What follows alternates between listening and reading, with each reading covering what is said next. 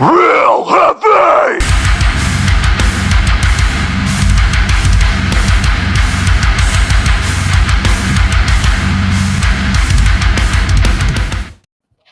Here we go, part 2, top 10.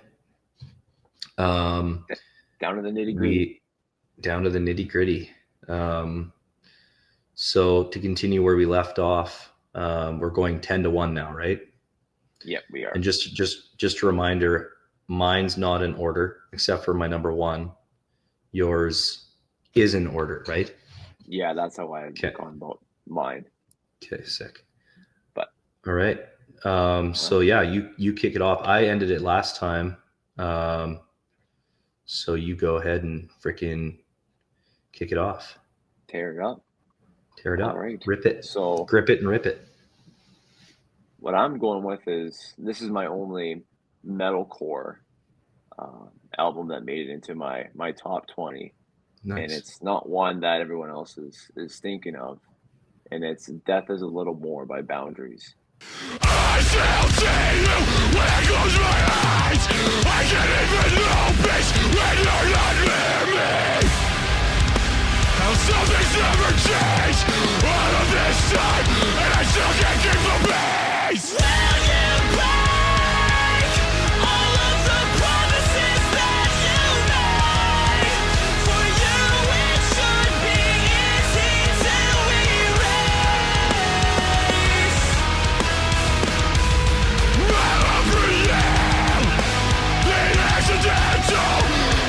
Oh, so man, I totally forgot about that one. I know, it was a very, very solid release by them. It's insanely dark, insanely scary. It's definitely not as light and bright as their other album. I know they, like, even the subject matter that they were talking about in their album, it's really dark and depressing, and you can sense that through the guitars. Like, they sound pissed off when they play, but it's a good pissed off, and and there's a few songs that have some clean singing in it, but it works for some reason. Somehow they add like there's light at the end of the tunnel type deal when you're talking about all these dark themes and such. But they did a good job at putting them in the right places. Yeah. There's the one song towards the end of the album. There's like a synth solo, which kind of caught me off guard. But I mean, that was also a nice little addition that they did. But I mean, in terms of the intensity, the speed, everything else, vocals were still as hard as their last album, even if it's definitely darker themed. Still sounds amazing. So I mean, this is one that I think if you're looking for another metalcore release that is borderline hardcore and you want to go a different route, then I think definitely check out Boundaries. Yeah, that album is like, yeah, you're right. It's super fucking pissed off. Vocally, I mean, the vocalist is an absolute beast. Were you there for that show when they played at Park Theater? Yeah, because it was Boundaries and Counterparts. They did a 1-2 punch, and that was an insane show. Insane, crazy set, and like, the animosity and like the anger in his vocals, it like doesn't let up. Like, it's so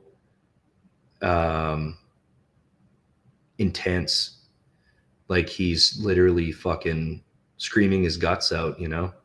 And it's coming from within. Yeah. It's deeply emo in terms of like the emotion and the passion in the playing as well. And the clean vocals, I believe, are done by the drummer, and he has this like crazy pop punk kind of voice in his vocals, in his delivery and everything. Super high, you know, like really high vocals, and like a long projection. Yeah. And there's no shortage of breakdowns, but it's kind of one of those bands where it just like makes sense because of the intensity. And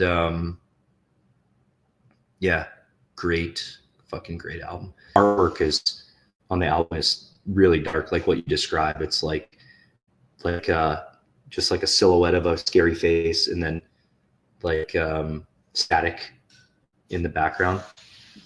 It Super looks cool. similar to the Mastiff album cover. Yeah, it does kind of, yeah. So my number 10 is also super fucking dark.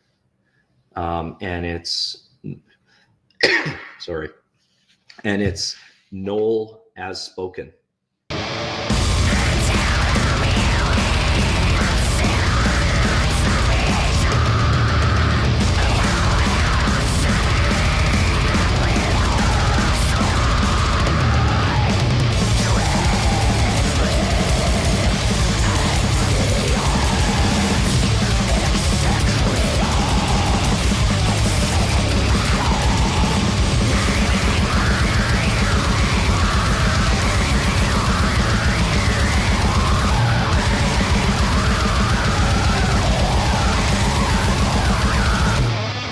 I had the pleasure of seeing these guys live at Park Theater, and it was like, number one, they sound exactly like their album. Like, the vocalist is a pterodactyl, and his vocals are next level. I don't know how or where he finds those sounds, but they're like unhuman, and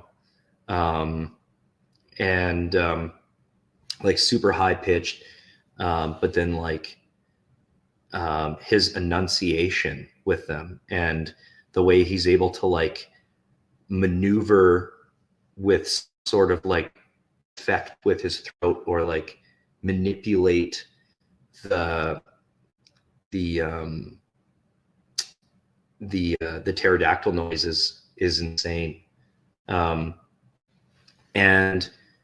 musically, they sound like a swarm of locusts. Like, the guitars are super fast, tremolo picking, but then there's these like super chaotic, like almost mathcore parts where they're just like watching the guitarist is just kind of like hypnotic in a way, where their fingers are just like flying up and down the fretboard, just like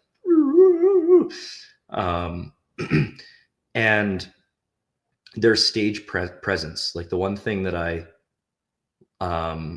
so they put out an album, one of their previous albums, called Metempiric, and I loved that album.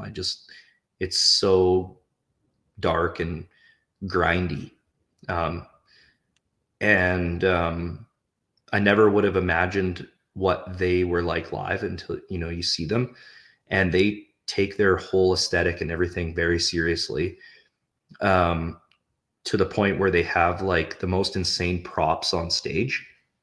Like, they have fucking like old timely lamps that look like they came out of a castle somewhere, like candles. It's the whole room is dark with the exception of these lamps. So the members of the band are just like dimly lit by fucking lamps and candles. Super ominous. And then the drummer is just absolutely flying. He's going crazy. The guitarists are standing there creepily straight faced the whole time. Like, virtually no bodily movement except for what they're playing with their hands. And they're just like in a trance. And then the vocalist is like conjuring spells on stage. They use the vocalist has like a pedal board, and does a lot of effects with his, like, uses the pedals for effects and different noises and stuff in between songs. So there's no reprieve from the sound. It's like one song ends, there's a bunch of like crazy noise that the vocalist is playing around with all these like toys on this big board, kind of like an architect with like their easel, and he's like conjuring up all of these, you know, super demonic sounds, and then it just kind of like bleeds in, the noise bleeds into the next song, and there's no reprieve, there's no like quiet or calm. It's terrifying actually. And you know, his even the vocalist's body movements, like he's embodying this like spellcaster, and gives it, because the rest of the band are like, the guitarists are just kind of standing there still straight faced, you feel like he has put them in a trance, like the vocalist has like hypnotized them or something. It's scary actually. I remember because we listened to this for album of the day the one Yeah. time, and I remember listening to it the first time, and it's almost an out of body experience if you're listening to it for the Yeah. first time, because half of you is going, "Holy shit, what's going on?" Because it's Yeah. just so much chaos. And then at the same time, like you said, you're fearing for your life because it is so dark, it is so scary. It's amazing that they can conjure that sound out Yeah. of just instruments. And I it know. sucks that that's like the one concert I think this whole year that we didn't go to together. I was away. But Yeah. now I'm kicking myself that I didn't get the chance to see those guys live, because Yeah. that would have been something else. Unbelievably heavy too. Like some of their heavier, you know, I don't want to call them breakdowns, but they have some parts where it's just like very doomy, um, you know, and like you just like feel it. It's just like a wall of sound, and you're just like, we're Tyson and I were right up at the stage, and the whole time we're just like, you know, just feeling it. And yeah, it was a transcendental experience for sure. Um, but like their album, as spoken, it, when you listen to it, it feels like there's like a black hole opening up beneath your feet, and the vocalist is casting spells, you know, and there's a bunch of like demons coming out of the abyss, and you know, the guitars are like swarming locusts, and yeah, it's a musical swarm. It's crazy. um but I you know, vocally I would say I would compare it to Full of Hell. And there is a band that I don't think they're a band anymore, but they're another grindcore band called clinging to the trees of a forest fire. And the vocalist has a very similar high pitched vocal, that's very singular. Like he does, I think he does some like low, there's low parts, but for the most part, it's just like super high the whole time. Ironically, the vocalist is also, that vocalist is the same vocalist from Primitive Man, which is like the heaviest doom band you'll ever hear in your life. And so I think that Noel, obviously, I think that Ethan, the vocalist from Primitive Man, Clinging to the Trees of a Forest Fire, was the one that did their artwork. So it makes sense that they're like a big influence on their sound. Also, you know, there's like a avant-garde kind of black metal band called Portal, and I hear that they're compared a lot to Portal as well, just in terms of like the atmosphere and like creating this really blackened soundscape. But yeah, that album is it's not straightforward grindcore. It's like black metal, grindcore, and like there's a lot of mathy parts. So it's been really interesting to see the reception of it from the death metal community, but also from the the mathcore, hardcore community. It's like very well received, I think, from both fronts. So that's been cool. Because it's not an easy listen. No, I it's think not. It's very you need to have some acquired taste to listen to something like that. So the fact yeah. that, like you said, it is being as well received as it is just goes to Yeah. show that they can appeal to the masses. Yeah, and they take themselves very seriously, which is what you can tell from their whole aesthetic, from their merch to their their live performance. It's very performative, and that it's really cool to see that in metal. Number 9. Yeah. My number 9 is my favorite old school death metal release of the year, and it is Fragments of the Ageless by Skeletal Remains.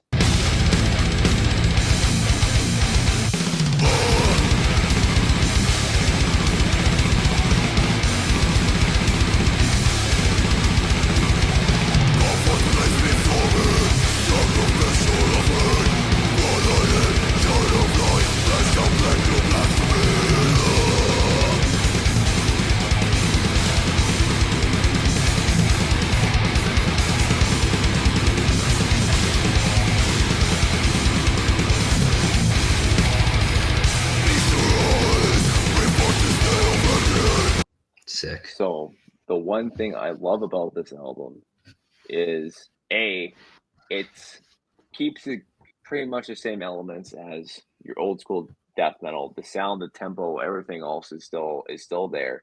But the one thing that they do that modernizes it a little bit is that they have longer run times. Like on average, you're looking about a 4.5 minute long run time. There's one song I believe is closer to 7 minutes, which you don't really see in this genre. And the nice thing about it is that it goes by very, very fast. Like the riffs are tight. They change quickly. The guitar solos, they're bringing back the whammy pedal, the wah pedal. Oh yeah, It's in full effect, which is nice, and it adds another dimension and separation to the song, which is not just your standard, your chorus and then solo and bridge and your whole lineup of songwriting. There's some dimension to that as well. A lot of groove also too. There's some good, solid, just simplistic groove playing and writing, and it's an overall a nice listen. The solos I also found were not too complicated. I know sometimes there's a few other albums that were released this year that I know 200 Sad Ones, they like to do that in some of the earlier work. It's just where the oh my goodness, I can't even think of the name. With the guitar, with the whammy bar comes into play too much a little bit, and then that becomes the basis of your solos, which it's like too much jerking off. Yeah, it's way too much jerking off. Like keep it tight. No one to use it at least. Yeah. So that shouldn't be the basis of your solos. They should just be used when necessary. And I think that everything is just used properly, and overall, it's just tight. It's a tight album.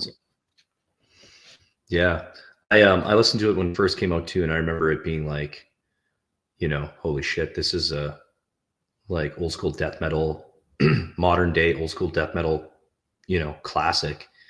All their stuff is super good. Like, they're just like a really tight band, and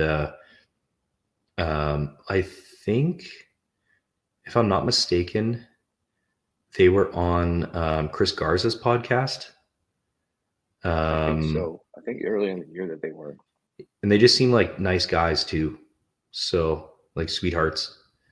But yeah, it's a great album. And I love the art too on that album. I love that. I don't know what that thing is. That's weird. Yeah. My number 9 is one of my all-time favorite bands. I've been following them since the beginning. And it's Teeth The Will of Hate.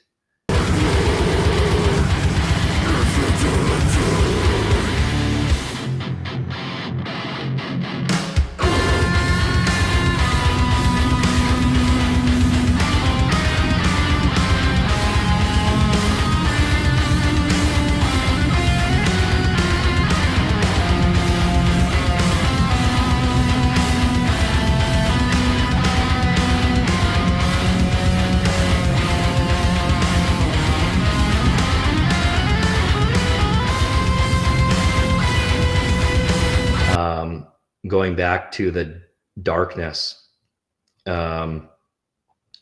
this album is, so first of all, their previous album, The Curse of Entropy, I didn't think that it could be ever topped. I thought it was like the perfect dissonant doom metal, lots of, grindcore influence in there. I thought it was, I didn't know how they could top that album. And to me, that album is perfect.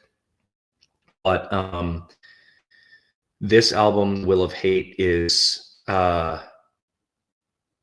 less use of dissonance and way more like chuggy, thick, and way more like in your face aggressive.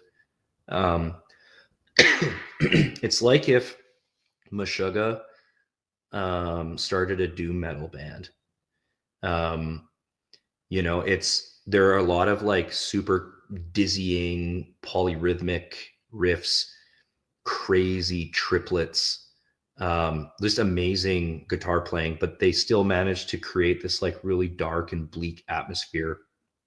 And it's less, the atmosphere is less from the dissonance and more from just really amazing musicianship, and the composition of the songs. But like, it's a great album, if you want to be pissed off and like you want to fuck shit up, listen to it, because it'll put you in a certain type of way.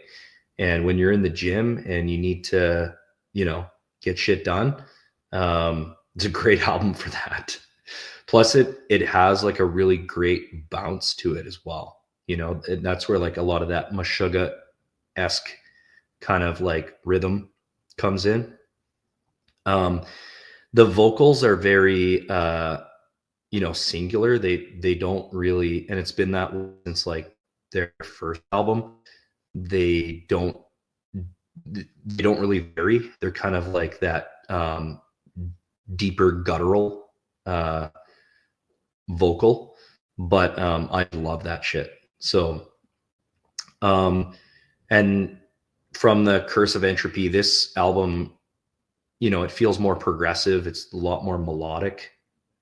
And there's more solos, and the solos they're well placed, and they're like super technical, and they kind of come out of left field, where it's like, you're like, oh shit. Kind of like how Meshuggah, how like Meshuggah will have like a really hypnotic kind of like groovy part, and then all of a sudden, one of the guitars will come in and they'll do this like crazy solo, and then it just kind of goes right back into the groove. They That's keep that, this like album. the bottom line, or how should I say this? The background doesn't change. Yeah, Because they have the like drum, the two guitarists. Yeah, the drums are still, grooving. The other guitar is like, doing the same thing as the drums. And then all of a sudden one guitar will just be like, oh, I'm gonna veer off. I'm gonna do a quick like fucking crazy solo, and then I'll get back into it. And there's really great pace changes as well. So it's super cool. They work in harmony. Yeah. But yeah, it's a guaranteed stank face album. Like you just be like the whole time, so I love their shit. And yeah, I can't really say anything more. You just need to fucking listen to Teeth. Make sure you listen to this Teeth though, because there's another Teeth band, but they're Yeah, more. How would you describe the yeah, other one? more like chaotic hardcore, mathcore stuff. We just saw them live, and with Norma Jean, With Norma Jean, yeah. and they're insane as well. Like, you know, but um, yeah, I like this Teeth better, Yeah. and it's just I like, you know, the dissonant death metal a little bit more now. Um, but yeah, they can't be compared. Um, it's just that, you know, the other band should change their name. You got one band called Teeth, the other one's called Tooth. It's just singular. It's one tooth. Yeah, yeah, yeah. You won't have any teeth after listening to this fucking album. No, after banging your head and hitting your head on the table or some shit. Yeah, yeah. Alrighty. My number 8 is another album of the day discovery for me. Actually, I was the one who recommended it, and it's Mm-hmm. "Have Your Cake and Eat It Too" by Sounding.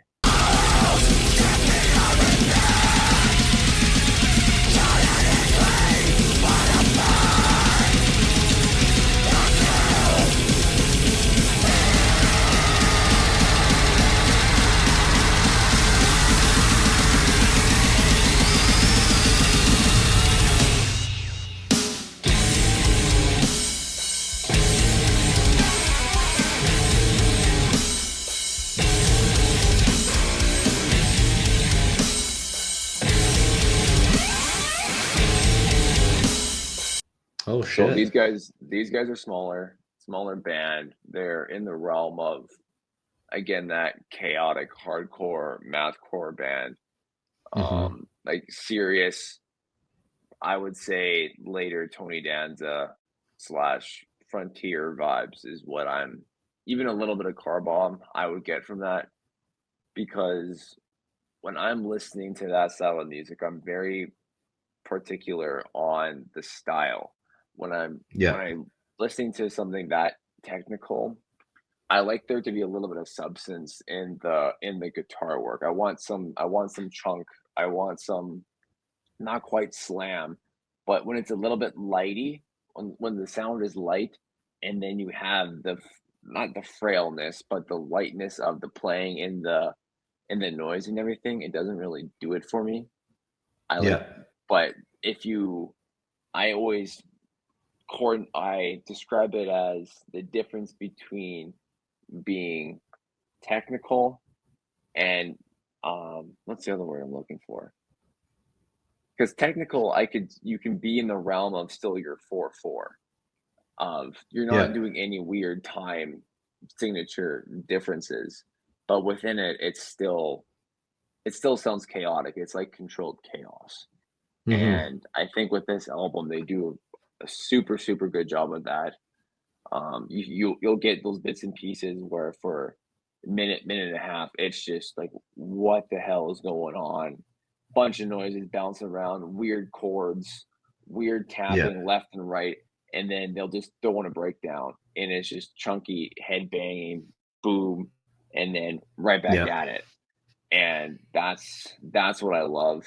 And out of all the mathcore or hardcore releases that I've listened to that came out this year, that this one is for sure my favorite out of the newest releases. So like it was, after we listened to it, I immediately threw it back on because I'm like, oh, oh yeah, I can get down with this. It wasn't just a one and done. It was I've played it a few times since we listened to yeah, it, and yeah. It's a it's a unique one, that's for sure. yeah, and like, yeah, it's cyber grind, so it's like programmed drums, but they're you know, that's the way it's supposed to be. And it reminds me of a lot of the bands that came out, or a lot of the projects that came out in the MySpace era. There were a ton of bands like that you know, it kind of has like a almost like I don't want to say screamo vibes, but like, yeah, there's a lot, mathcore is definitely, a big influence, grindcore, just with like how fast, how fast and shit it is. It's like really crazy. I love all the samples. There's a lot of samples. Yeah. But again, that reminds me of like the MySpace era shit. So yeah, it's like, it's a great album. And what did you say the shed is on the cover? Yeah, so like The the reason why I Unabomber? picked it is the Unabomber shed, the one that he had in Montana, because they took Oh it from the God. woods and they brought it out to California and they put it in, I think it was like the FBI um, headquarters or something, not the headquarters, but some Weird. office out there, because they wanted to portray this guy as being insane and how Yeah. he was living for 25 years in the woods with no water and everything. And the title of the album, the Have Your Cake and Eat It Too, in his manifesto that the Unabomber wanted to have published and was in the in the newspaper at the time, that was one of the phrases that kind of notified his brother as to who was writing it, because that's a very unique phrase and he was like a super intelligent guy. Mm-hmm. So instead of having saying eat or eat your cake and have it too, it was have your cake and eat it too is how he said it. And Yeah. since You can't it's a have, very weird expression. yeah, you can't eat your cake and have it too, I think Yeah, is what so he then said. Yeah. that's kind of how they caught him. But I mean, Oh shit. I know. So I didn't really get the vibes of that with the lyrics or anything, but with the title and the album cover, that's what kind of prompted me to listen to it. And I don't regret listening to it because it was a freaking ripper of an album. Yeah, that's crazy. Yeah, it was a great album. I really liked it too. I had never heard of them before, so I'm glad for that recommendation. I think they released another one, full length in 2018. I can't remember the name, Hmm. but this was the most recent one that they had come up with and I had found. So Um, number 7 or number 8? That's my number 8. you're number 8. So my number 8 is um, Duca, A Place You Can't Come Back From. Lost in the audience, but I don't know why. And this time, not my world.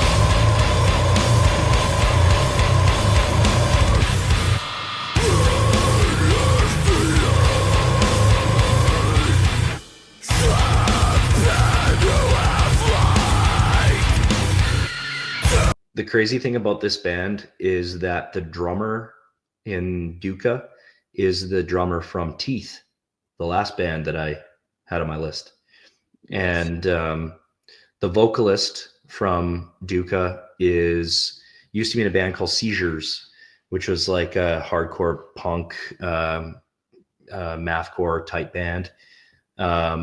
Crazy vocalist. And then there's also, I believe, one of the guitarists from a band called 18 Visions. So it's kind of like, quasi super group in a way. The reason why I love this band and this album, so this is like their debut album. They put out an EP prior to this that was like, holy man, made my ears perk up because of the vocalist. So I love Coalesce. They're one of my all-time favorite bands. And Sean Ingram from Coalesce has a very unique vocal. Like his vocals are very unique. And the vocalist from Duca has a very similar vocal style, but it's like a more modern version. And I actually had to double take it because I heard a track from like their EP And I was like, holy shit, I knew that Sean Ingram from Coalesce was like working on a new band. And like doing vocals in a new band. And I'm like, holy shit, is this Sean Ingram's new band? But it's not. They just sound very similar. And but he has like a really crazy range in his vocals. Like he does these crazy highs, you know. And in terms of like the pacing and the way that the songs are written, it's very 18 Visions. It's very Coalesce. It's there's a band back in the day called Dead Guy. They were like a very influential band from the 90s that kind of came up around the same time as Botch and Coalesce and stuff like that. But it's like the riffs are really they like are rolling, and there's like there are no like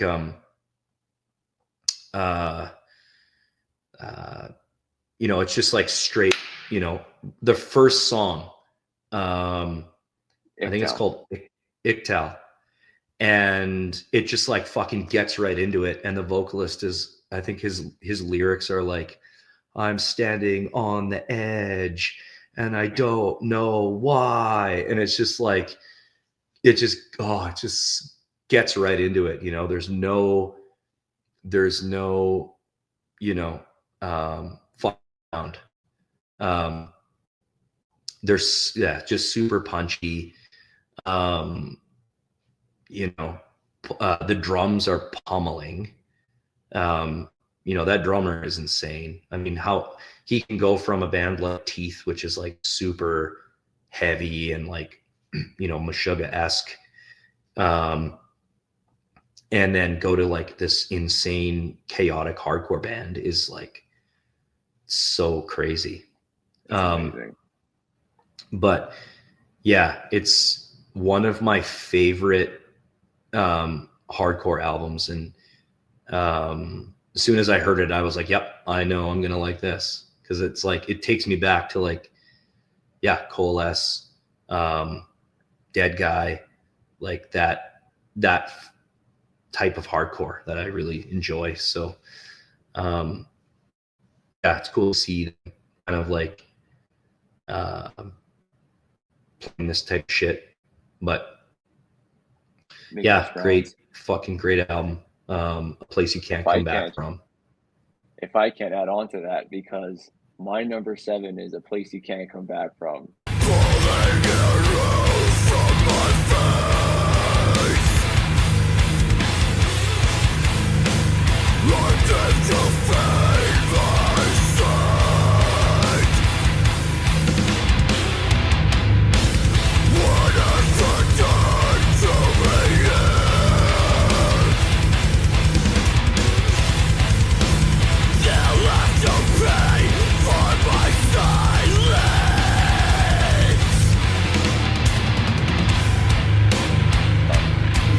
Oh shit!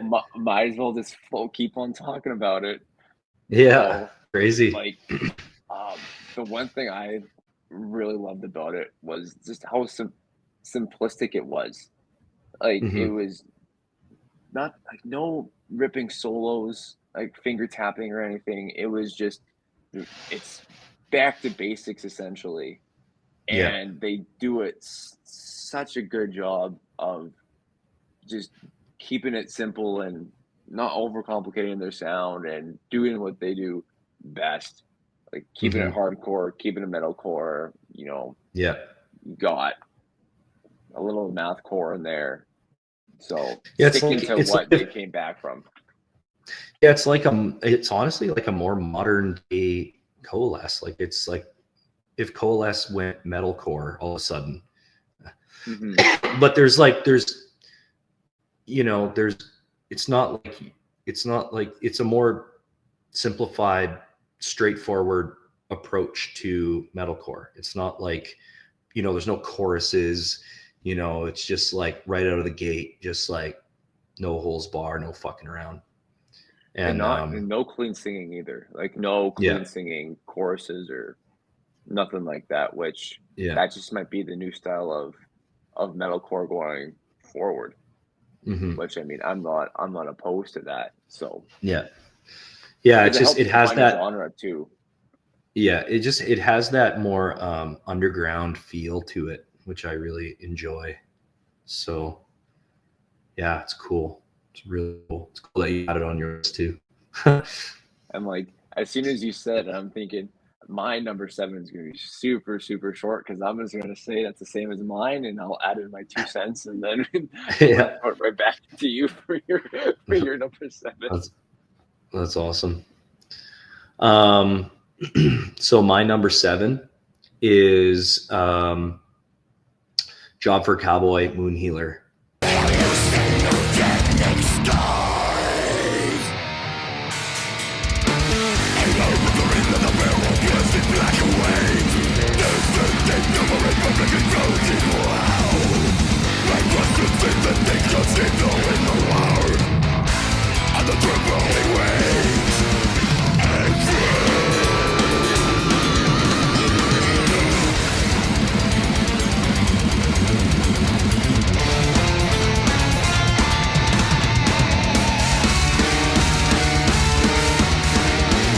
I had a really, like, this is the band in my top 10 that I had, like, this was the reason why I was like, I can't do a, like a 10-1 and rank them. Because this album would have been a tie with so many other albums. Um, this is like God tier, like, will go down in history as being one of the best technical death metal albums of all time. And the fact that they put this fucking monolith out after over 9 years of hiatus is like insane. Like, that is not easy. How much life happened during that time, families and kids and like COVID and like all that, and for them to write this, number one, it really feels like a sequel to Sun Eater, but which I think it is. But it's so, like, the writing is like, the way the songs are written, the musicality, and the fact that they got Naveen Coppervice from Entheos to do the drumming is like, it's amazing. It's just like, he's one of the best drummers in metal. Jonathan Davey, the vocalist, still has it, after 9 years. Like, fuck, I would never be able to do that, like, unless he was doing, like, unless he was practicing in that amount of time. Like, I don't understand how he was able to pull that off, and yeah, it was one of those albums that, like, as soon as it came out, and I think it was like a fairly early release in 2024.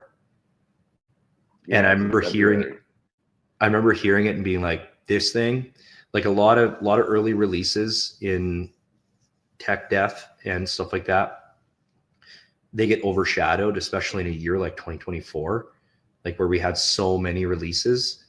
For it to still make, like, the top, 10 or top 5, or in some cases people's number ones, after a full year of all the crazy albums that we went through, that says says a lot. So yeah, songwriting is fucking dialed in. The guitar tone is like perfect. That, like, punch bass that comes through, it's well mixed. It's like right in the front of the mix. I love hearing, how the bass is like balanced or a little bit, more forward in the mix than guitars. Just because the way he lays it down too is like, man, crazy bass player. But it's very technical, but it's also very cohesive, and it's like very interesting to listen to. And once you start listening to it, you get your hooks in, and then you're just like, man, I can't shut this off. Like it's like perfect. It's not straightforward at all, which I think is what makes it such a beautiful piece of Yeah. music. It is a beautiful piece of art. Oh, for sure. And then and like it's actually funny when I was talking to somebody about Job for a Cowboy, and saying like how amazing this album was a few months ago, and somebody that I kind of grew up with, and they were really into heavy music, back when MySpace was like a thing, and you had like the top tier deathcore bands of the time, like Impending Doom, Whitechapel, Chelsea Grin, Job for a Cowboy, and Suicide Silence, and and now I was like, man, the new Job for a Cowboy album's like next level amazing. And he was like, oh, they're not even deathcore anymore. Like I don't know how you like it. And I'm like, they can't just write the same Doom album over and over again. These guys grew up, and they probably toured with a lot of technical death metal bands, and they're like, we need to kind of mature our sound here. There's only so many fucking brees and bras that you can do until it's like, you're not reinventing anything. So face. And they were teenagers when they wrote Doom.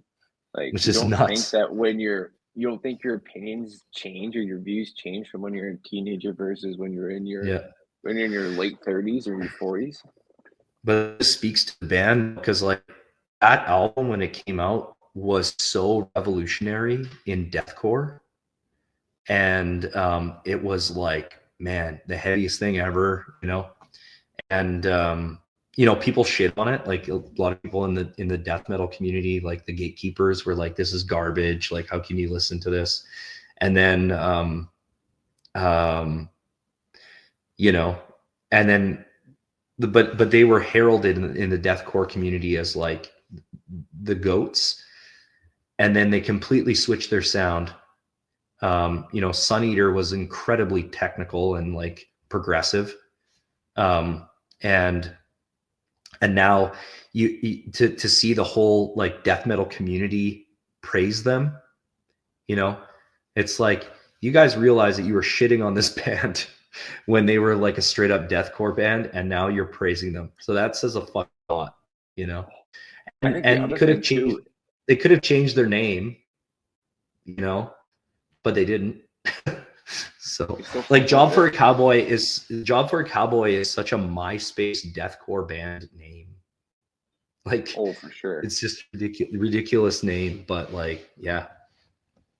And the other thing too is they've kept the core of their band the same, or relatively the same, from when Doom came out to when Moon Healer was released. It's not as if you got this whole new wave of like a new front man. Most of your band members are not original. Like, these guys are almost all of them are original members yet. So I think that's what makes this release even more impressive, is the fact that it's the same guys that are keeping that sound. It's just like a maturity and an evolution of their sound, and it's just like, amazing. Number 6. My number 6 is, this will be my last, I'd say, hardcore influence band of my list. These guys I've been listening to probably almost one of the longest of my metal listening journey, and it's Terrified of God by Vomit Forth.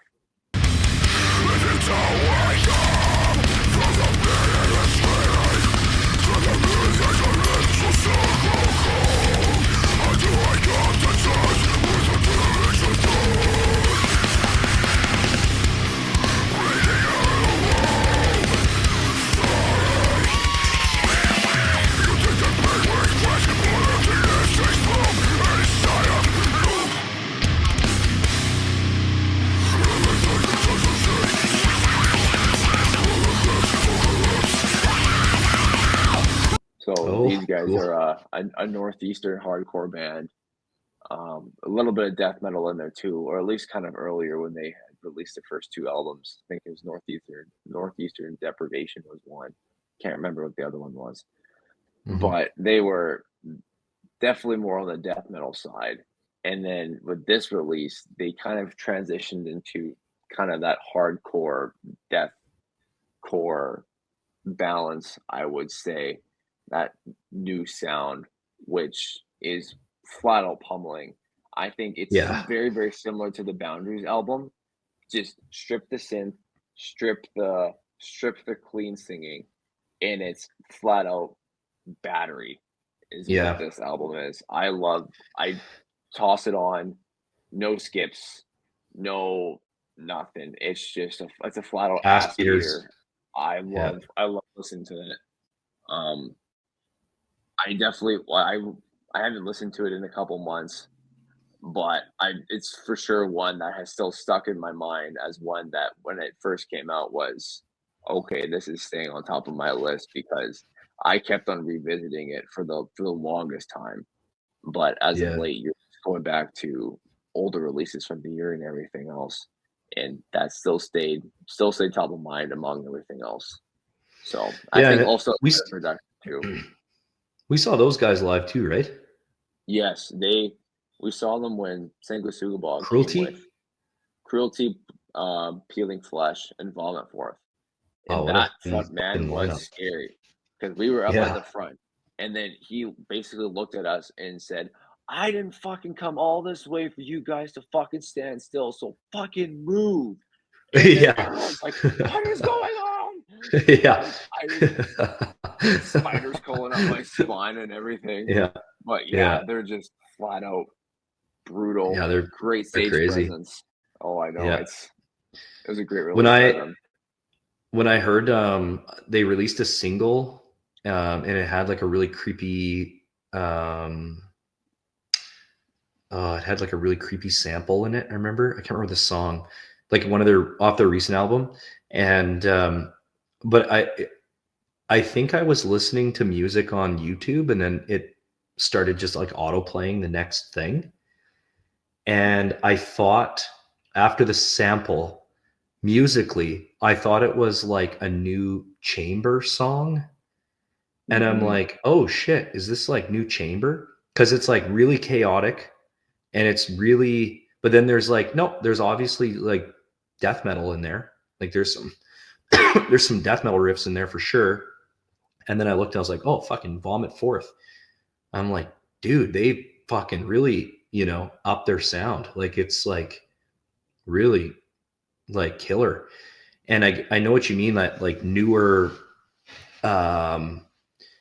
what is it? It's like if hardcore started a death metal band, like you got bands like Year of the Knife and Vomit Forth and Chamber and Underneath, and like these guys who play like a very chaotic, hardcore, under like the foundation of it, but then they lace in like death metal. I love to see that that blend of influence in a lot of the younger guys shit now. And it's like the perfect scary pit music, like if you want to throw down, if you want to down like karate moves with your death metal in the pit, like it doesn't get better than that, right? So just perfect storm. And they just got added, or the day that we're recording this was the day that Chaos and Carnage tour got released, and they just got added to the list of the bill acts. So they're going to be that's huge with some heavy hitters. Wow. Yeah, that's huge for them. Sick. That was your number 6? That was number 6. Okay. My number 6 is a band from Seattle. They're called Yellfire, and their album is called Dear Gods. Right.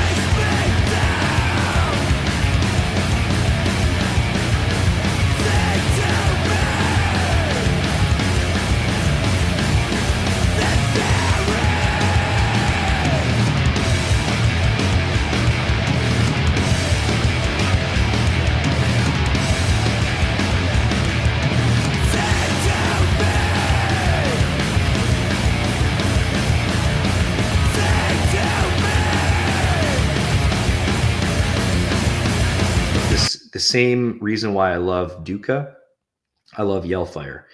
This band, so they're from Seattle. Seattle is the home of Botch, and that kind of sound of hardcore, where it's like very riff centric, very groovy, and a lot of sludge influence in the writing. Like rock and roll sludge kind of riffs.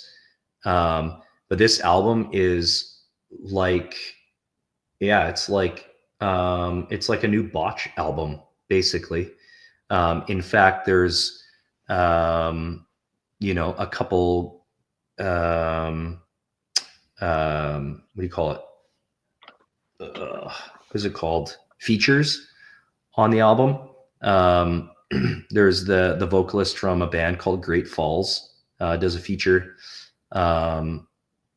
There's on Pettibone from used to be a band called Himza. He's does a feature on it. Yeah, it's just like super killer album. Guitar wise, it's yeah, it sounds like Botch. The vocalist sounds like the Botch vocalist. But lots of cave-in influence, lots of sludge influence. It's definitely like post-hardcore. The riffs are kind of like all these like fucking crazy sledgehammer riffs. They're just trying to like jam as many freaking notes and riffs into one song as possible. But it also has like a really thick ambiance that kind of floats in the background while they're just like jamming riffs. It's the same reason why I like that Deprogrammer Cult band. You can tell like there's a lot of maturity in their sound, and they have such giant sound for being like giant sound, local band feel, and it's very DIY. Plus, I love the artwork. It's like an image of an astronaut, and he has his helmet off, and it's just like this beautiful, it's like he's on the moon or something, and there's just like stars everywhere around him. It's really cool. You know where that Yellfire comes from? Because that's not really a super common thing. It seems like a combination of a couple things. Yeah. Yeah, I'm not sure, but great fucking band and like really amazing album. It really blew me away, but I knew because I love Botch so much, I knew like as soon as I hear this, I know I'm gonna love it. And yeah, it's great, like front to back. It's very, very good album. Yeah, can't say much. I've noticed with like kind of that spaceman theme, like it seemed somewhat more uplifting. Kind of had a little bit of that atmospheric sound. Yeah, Not out of body, but out of world. It's kind of hard to explain. But yeah, you can kind of associate the album with the cover with the music. Yeah, I mean, Botch is definitely a lot more like guitar wise. Dave Knudsen, who is one of the guitarists from Botch, he's an insane guitarist, and he does a lot more of like the mathcore stuff with like tapping and like really crazy shit, like incredibly hard to play. And Yellfire is more, it's Botch, but like more of like rock and roll side, or like the sludge metal side of it, with like a lot of the noodly riffs and stuff. And yeah, but great, really great release. And I'll be watching that band and seeing what they do. Plus, Botch broke up. They did their last big headlining tour, like their goodbye tour kind of thing. and I've never had the chance to see them live. So maybe I'll be able to see Yellfire, and then I can kind of live vicariously through them. And if we were to ever travel, let's say, and go to Seattle and see them live or something, chances are, maybe one of the botch members would be at the show, because it seems like they all kind of hang out in that scene. So, which is also cool. Doing it fun too. Pop up concert. Yeah. But yeah, that was my number 6. Number 5. Final 5. This one is one that you had already previously mentioned, and it's Under the Reviled Throne by Summoning the Lick.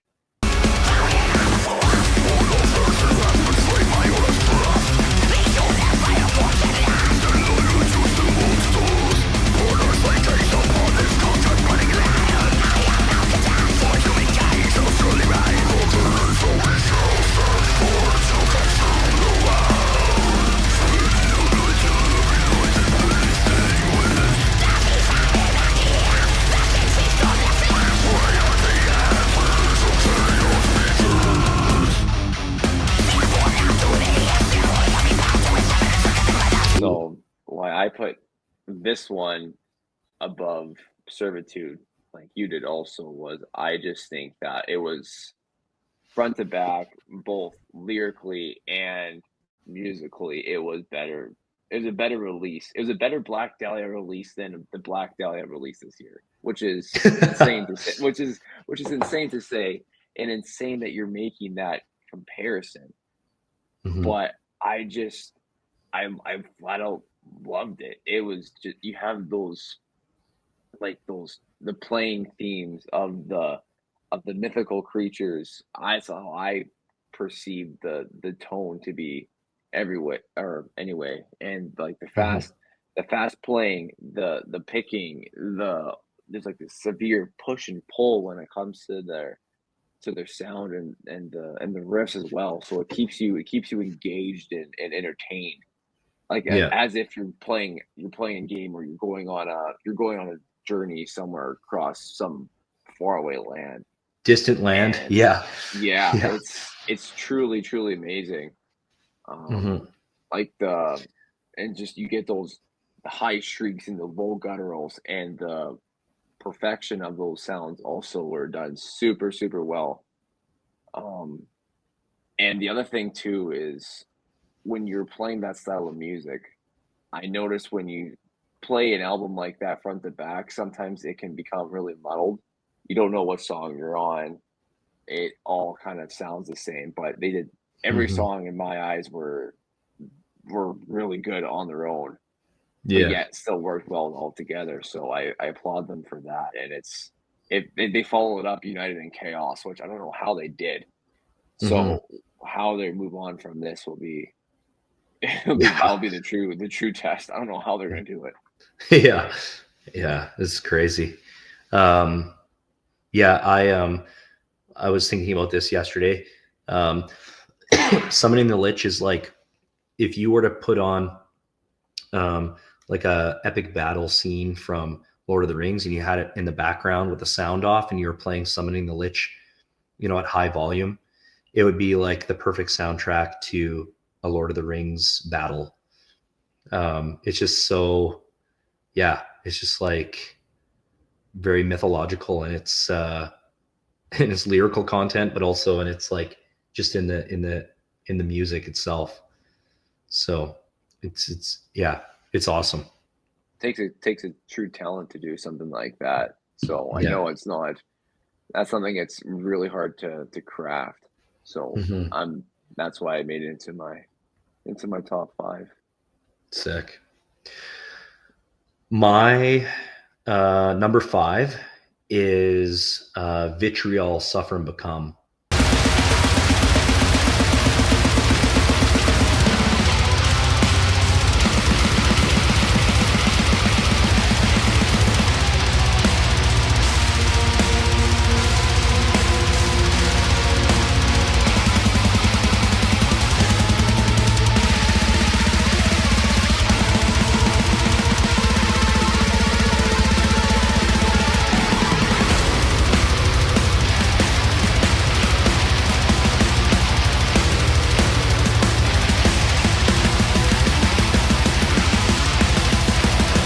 had to put it at least in the top 10. I know I'm not ranking them, but like you mentioned when you discussed Vitriol, it is a very dense listen. When I first started listening to it, I think I could only get through it was a recommendation on one of the technical death metal Facebook pages, and a lot of people were like, "Oh my god, this is going to be album of the year," blah blah blah. And I started listening to it, and it gave me the same vibes. There's another band. Well, there's two other bands that are kind of in this like brutal death metal, technical death metal kind of realm. One is called Adversarial, and then the other band is called Brodequin. And while they're both also good bands, they're similar in the sense that they're very dense. And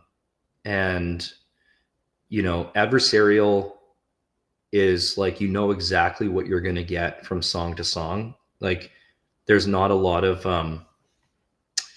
experimentation or there's obviously crazy guitar work, but it's not the same. Totally different band, but like when you listen to Beneath the Massacre, Mm-hmm. and I fucking love Beneath the Massacre, but it's like song after song, exactly what it's going to be. It's going to be like insane blast beats, like and crazy fast double kick, Sweet and picking, like left, right, and center. Crazy sweep picking. But it's like Vitriol is the same in its intensity, but they interweave like a lot of really crazy guitar like solos and just like really chaotic guitar parts. And when we saw them live, they were a two-piece band, and that was because their bass player was like, "Fuck this shit! Like I'm done. Like their van. This band has a really bad history of their van breaking down.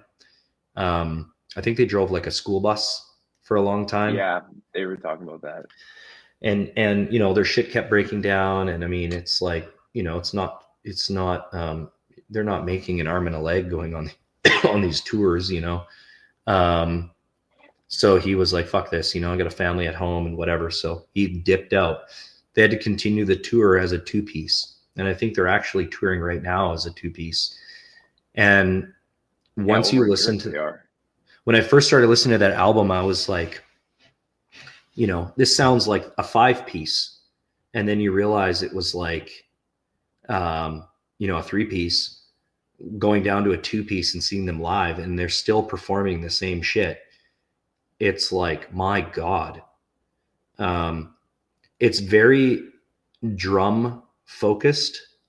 Like that drummer, I think his name is Matt. He's also in a project called Nithing. He is probably one of the best death metal drummers that I've ever heard. Like he's just an absolute machine. Seeing him live, he does it with such ease as well. And he's not like a super big dude. It's not like he's, fucking jacked, but he can tear it up, right? But the best word I can describe with this album is an assault. It's an assault to the listener. And I know they put themselves through a lot recording it, like writing it, recording it. I think Kyle, call him the front man or whatever, he is a perfectionist. And I think that he put that band through hell when they were writing and recording it. But yeah, it's one of those things where you listen to it, you can get through like maybe 3 songs and you're like, wow, this is a lot. Like I need to take a break from it. And then you listen to something else and then you come back to it. And you're like, I have to finish this. And then you finish it and you're like, okay, I get it now. And then you listen to it again. And then you start to pick up on a lot of the raw emotion. And then you go back and you read the lyrics, and it's like, oh my God, you know? And I think a lot of the shit that Kyle talks about, you know, lyrically, is shit that he went through himself, like battling, you know, alcoholism and addiction and getting through that and doing it without having any money for, you know, healthcare and stuff, you know, hospital bills and shit like that, you know, and quitting drugs and alcohol cold turkey, and then going through the withdrawal, you know. That album feels like you're going through like you're coming out of a withdrawal, like you're trying to fight a withdrawal from an addiction. But so after all that, reading the lyrics, like listening to it while reading the lyrics, it's become a very inspirational album for me. And it's like, you know, it's kind of one of those things that you put it on and it's like, you can like get through anything, you know.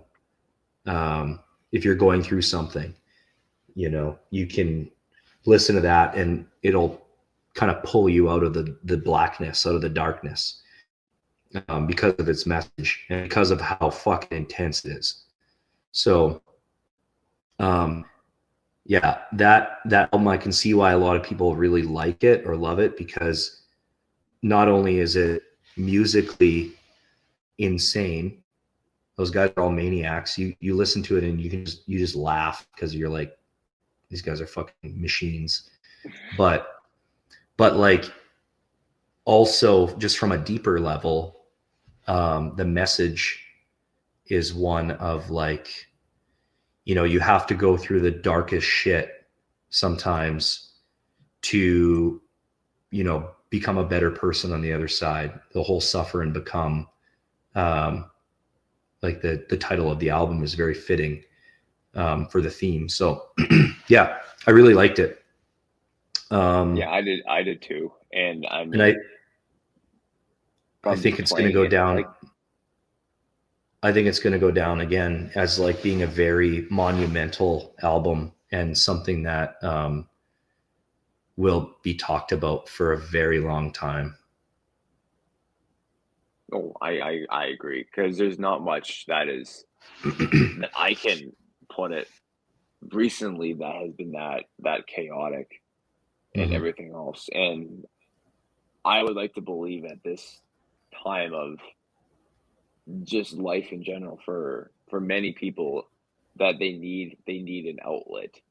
So they know that if they listen to something like that, they know that they're not alone. They know that people are out there probably experiencing the same thing that they are.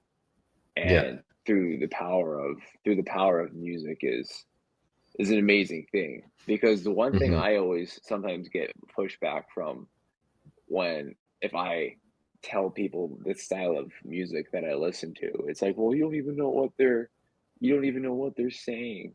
Like, how do you know what they're singing? And sometimes you don't. Yeah. Sometimes you have to go look up the lyrics, and maybe that's just part of their act, part of how they Mm-hmm. like to present themselves, and then it's in essentially the eye of the beholder how they want to perceive such a thing. Yeah. So that's, I think, the beauty of music, and that as an art, essentially. Yeah. It can be so many things to so many different people.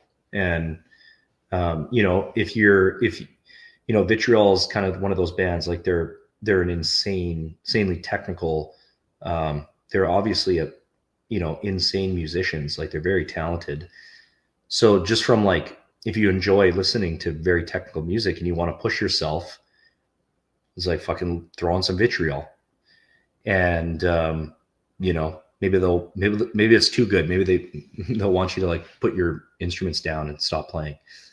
But like, but then you start, it's very multi-layered. So it's like, okay, like I don't understand what the fuck they're saying. So maybe I'll pull up the lyrics, and then you read the lyrics and you're like, holy man, like this is way deeper than just, you know, technical musicianship, you know, and it's like, yeah, it's like it's a full body of work, like a full composition. And yeah, I mean, that's why it's, you know, so, so well respected right now as being in like so many top albums of the year lists. Okay, number 4.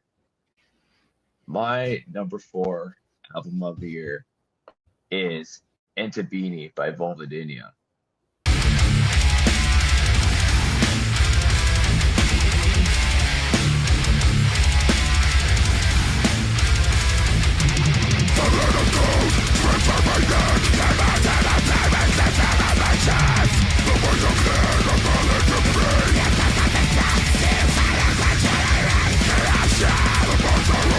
Ooh.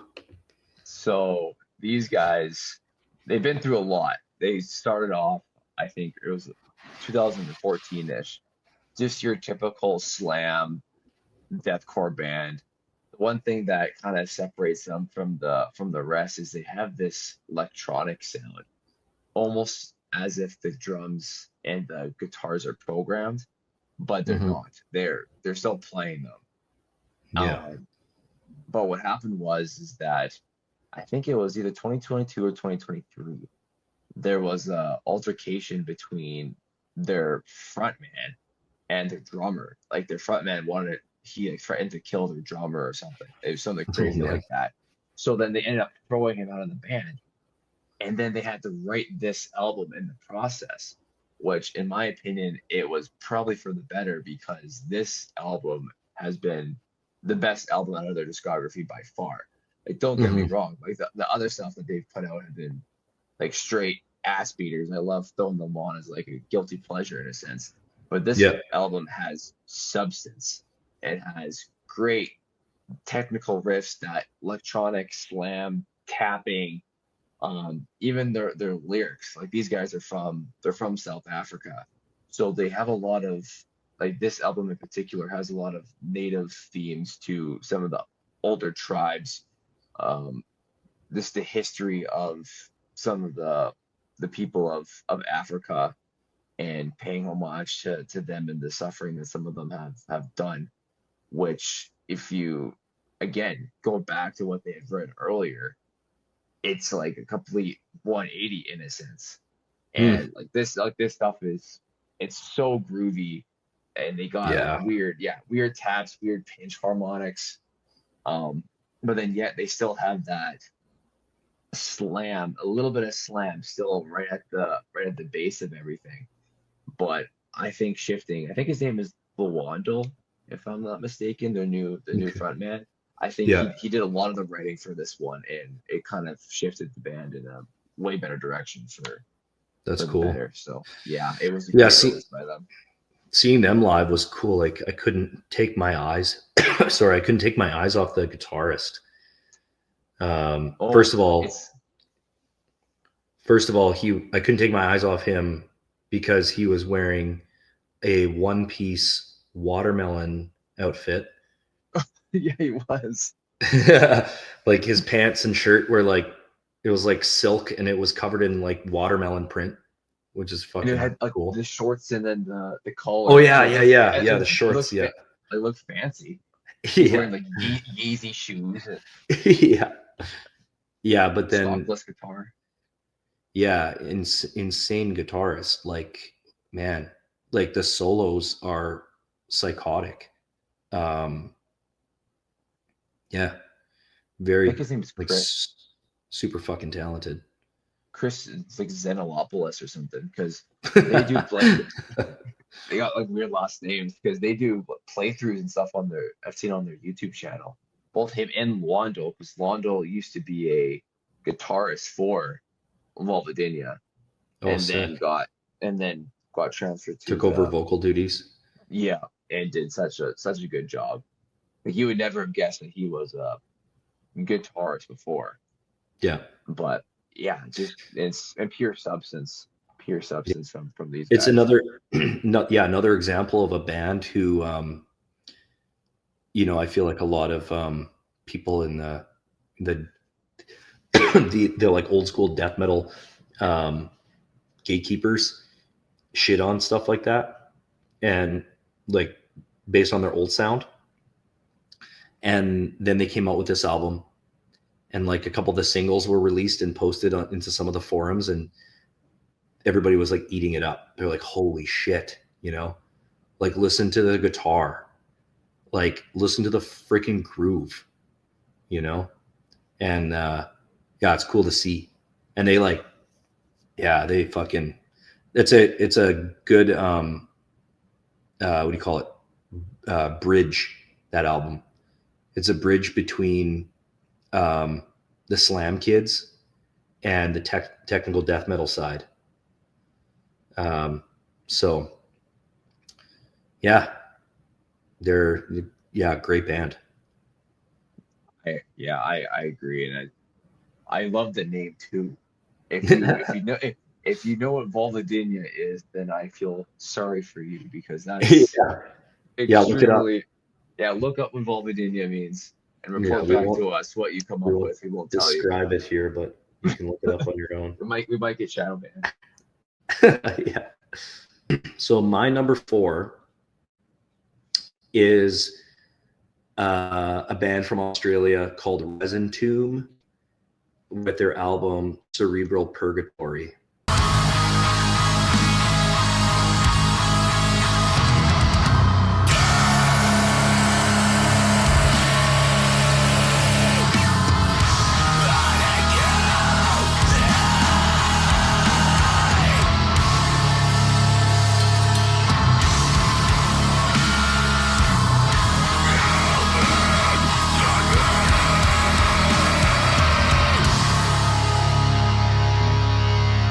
These guys fucking rip. Like, number one, would kill to see them live. I don't know when I'd have the opportunity unless we fly to Australia. But their live performance, it looks to be insane. Like, I've looked up live videos of them.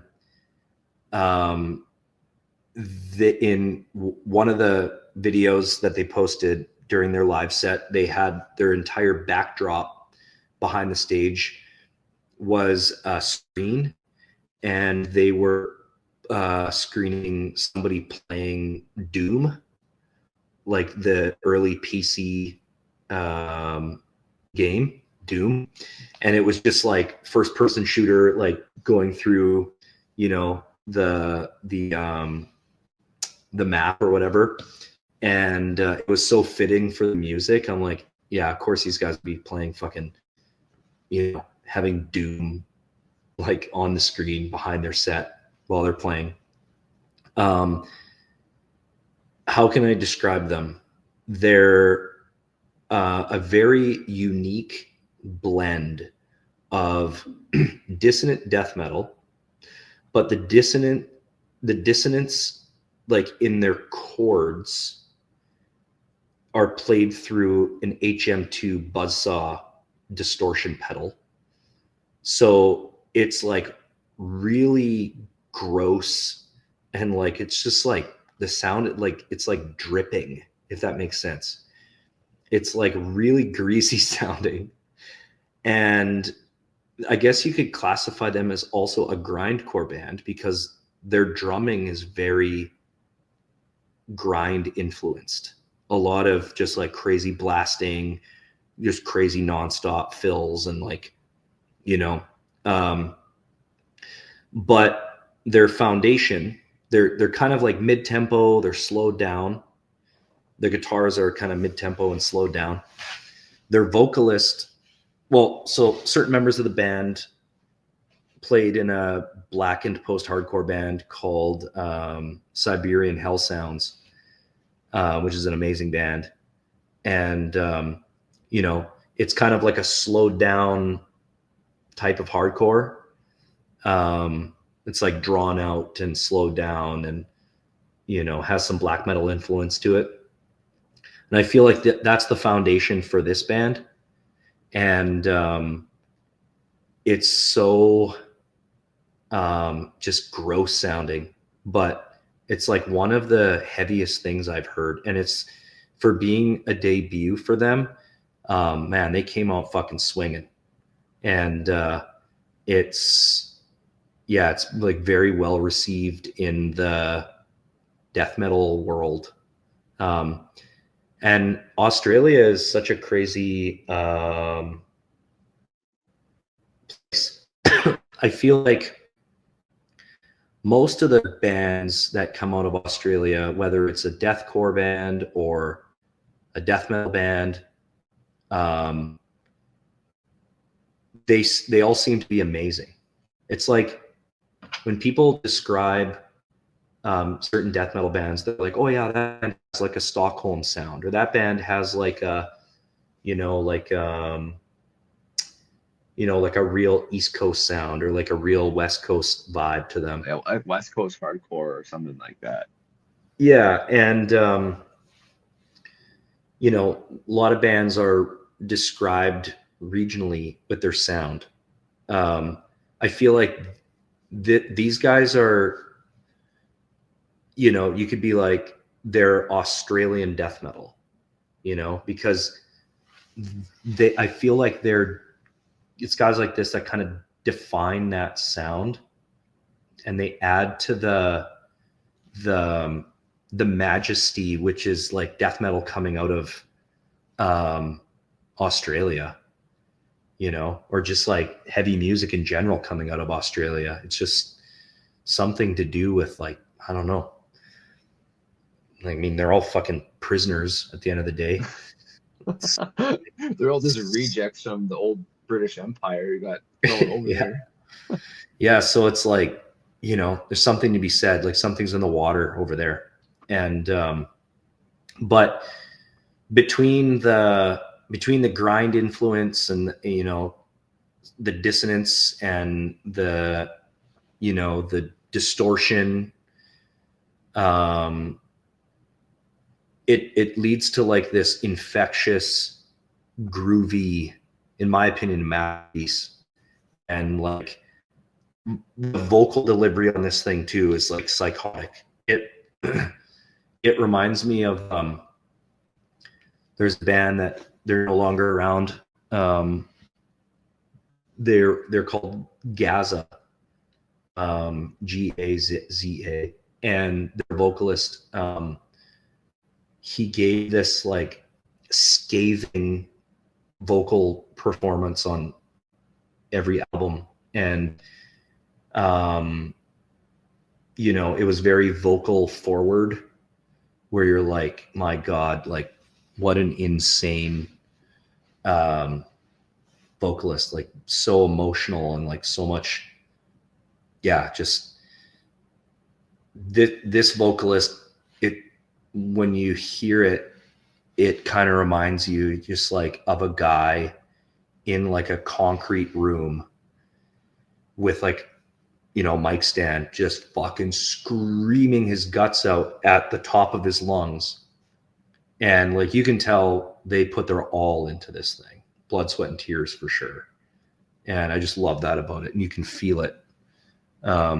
So it's definitely one of my top, and it's an album that I can consistently go back to, not daily, but like pretty close to daily. So that says a lot. If you can almost daily drive an album, then it's good. yeah. There's also probably two leading indicators that it'd be a good album. One, they're Australian or New Zealand, and two, they have Tomb in the name. Yeah. If you got those two factors, you're gonna be getting yourself into a fantastic band. Yeah. So yeah, if it's got Tomb in the name, it's you're gonna die in the pit. You're halfway there. Yeah. Okay, number three for me. These guys, did not hear much about them until as of late, but once I did, I had just started ripping their discography. They're so good, so talented, and the release they put out this year is called Chronicles of Lunacy by Defeated Sanity.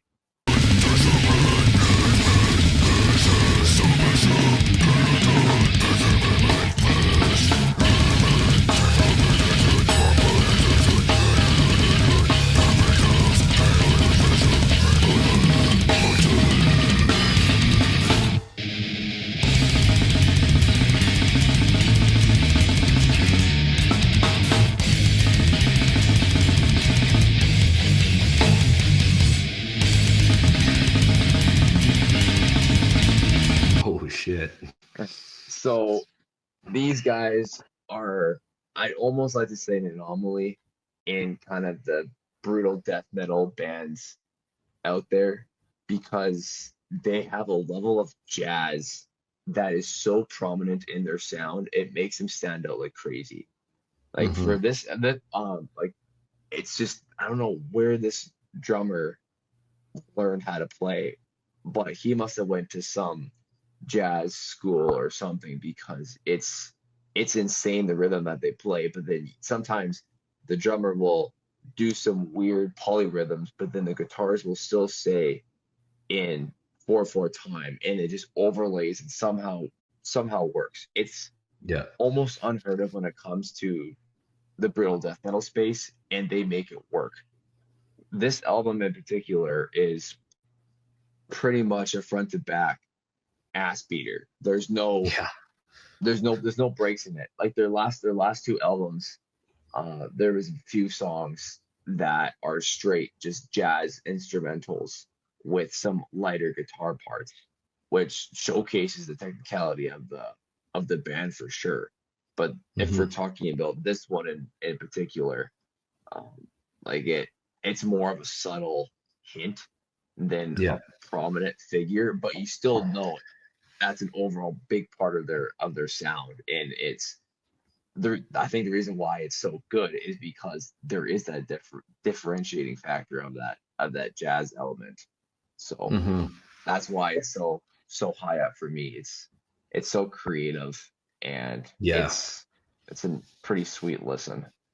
They're definitely pushing the boundaries of brutal death, because like if you listen to like, a classic brutal death band like Pathology or even Organectomy, it's like they're really great, but it kind of gets to be the same after, it's kind of like Beneath the Massacre. You know exactly what you're going to expect on the next song, you know, and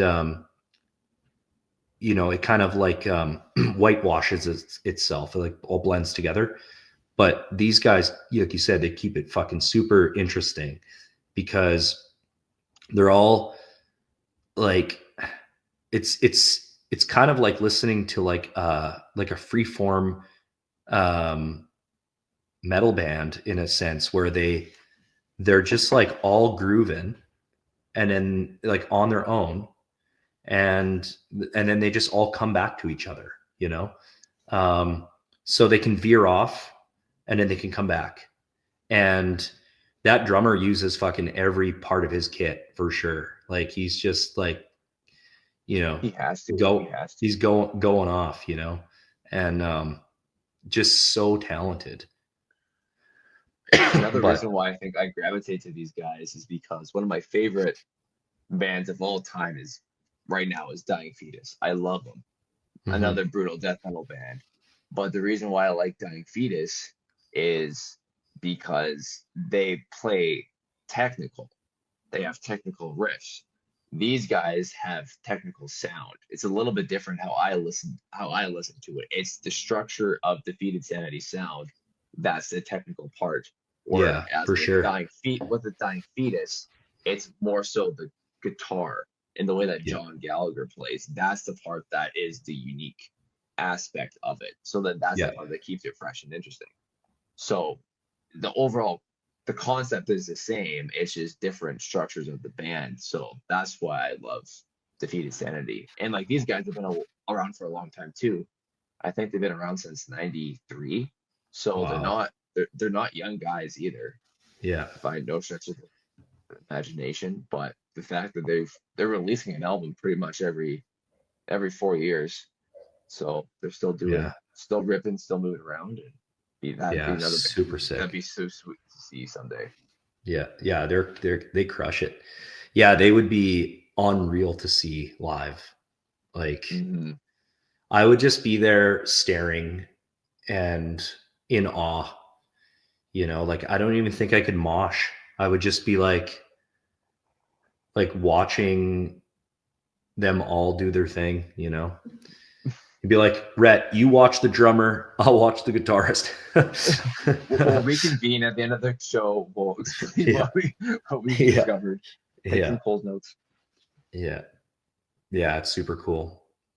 Yeah, it was a great release by them.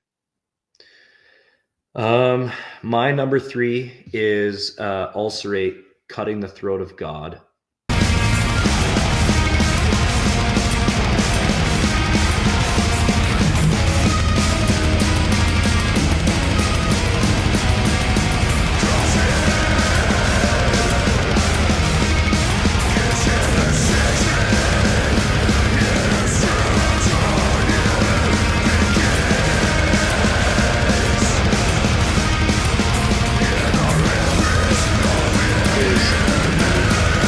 Ulcerate is to dissonant death metal as Meshuggah is to groove metal or gent or thal or whatever you want to call it. Like they are the goats, they're the gods. And similar to Meshuggah, they're very singular in their sound. They've never really veered far from, you know, their foundation.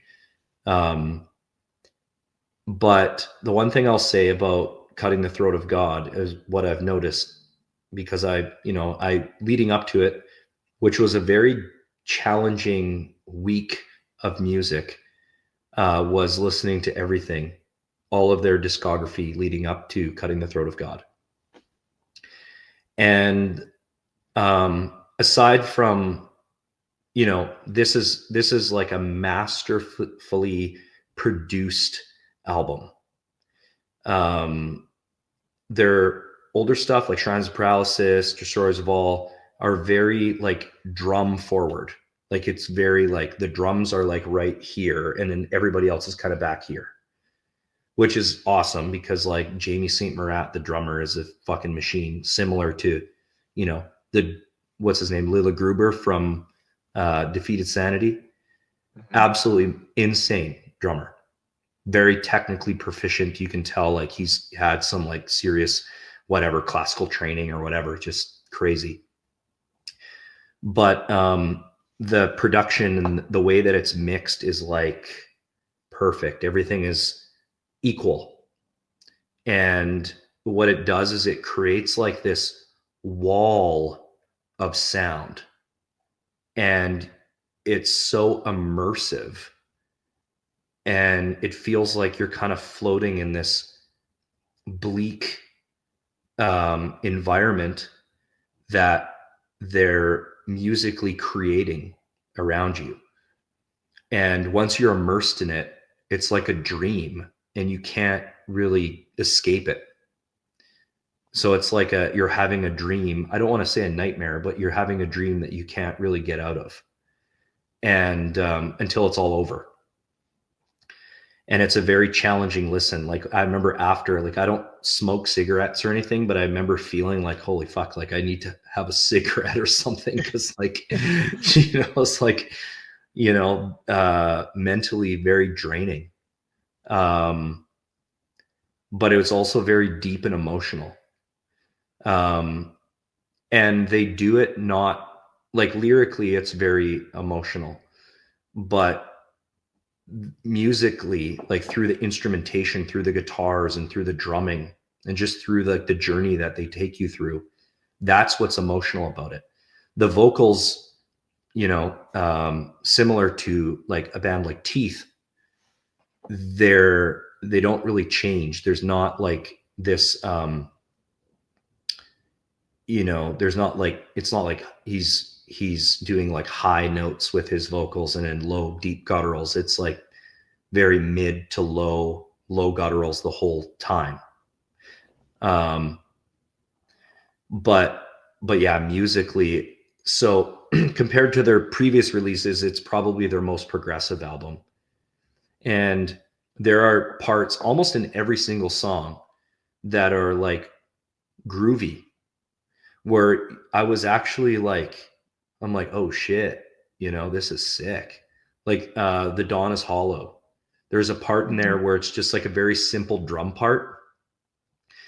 And I'm like, man, this is so good. And I could just picture myself being transported into a venue and watching them live, and it being like, for some reason, a smoke filled room, and just the whole experience with the lights and like, being transported and like kind of being put in this like musical trance. Like a band like Ulcerate, you don't really mosh to them. They're kind of like an experience similar to, Meshuggah in a way, where it's like you're put in a trance, and everybody is kind of moving. It's not really moshing, but everybody's moving in like unison, kind of like you're all hypnotized. And we haven't seen Ulcerate live, but I can imagine that's what it would be like. Because if I feel that way from listening to this album, I can't imagine what it would be like to see them live.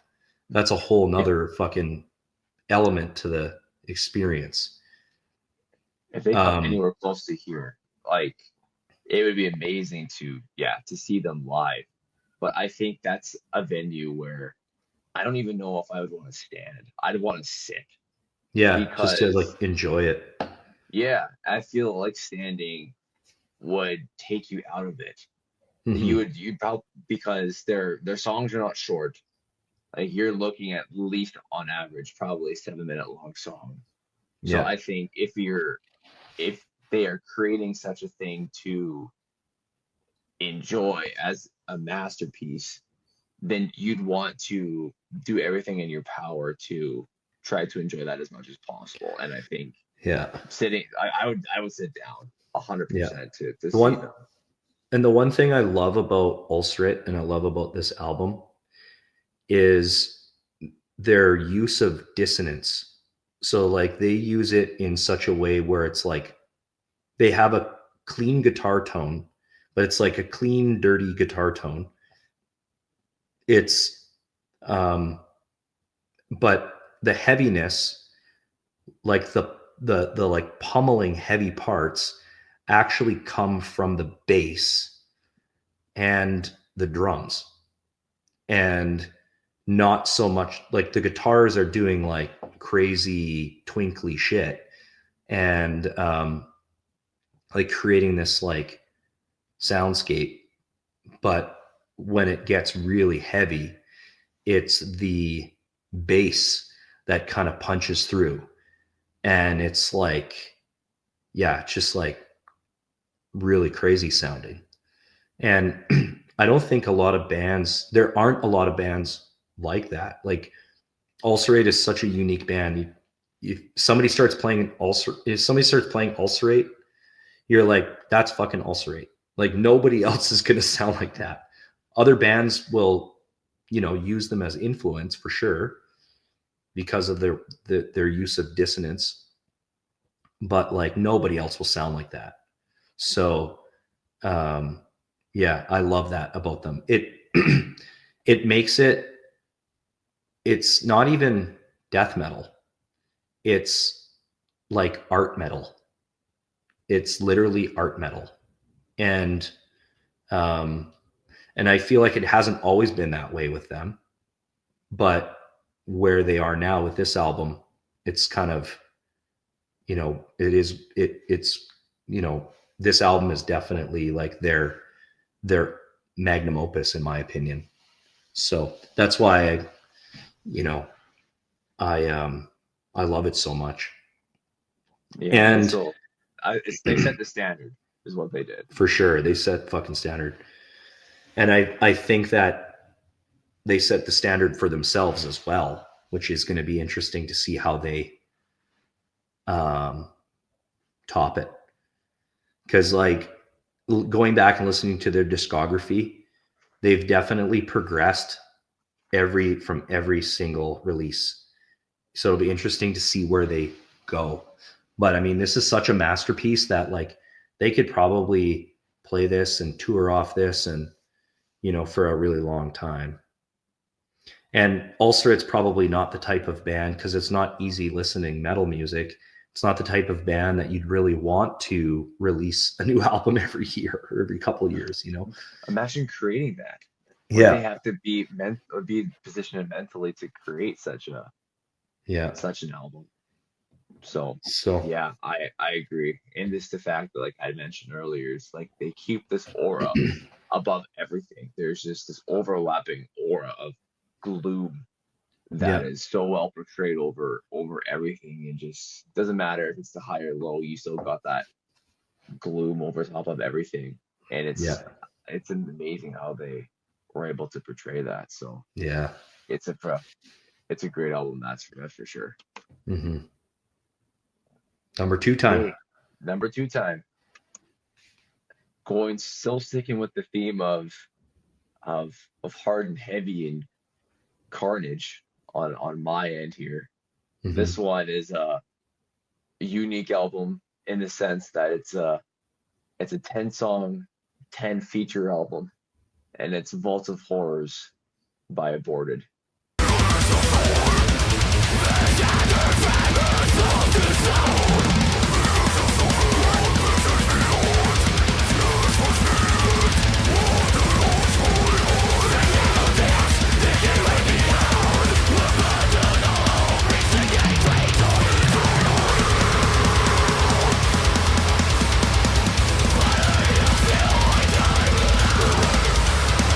Yeah.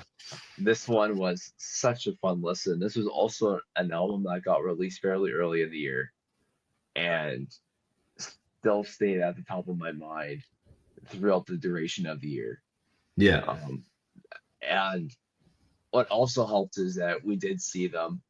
They came along. I forget who they were with in Winnipeg here, but seeing them live, they were playing the 2 songs off of this album. They came with Arcspire. That's who they came with. Yeah. And this song, I think the beauty of having 10 features on this album was they played to the strengths of not only themselves as a band, but to the partner who they brought on. Like sometimes like for example, they brought on Alex Arian from Despise Icon, and you put them with Sven, the lead vocalist.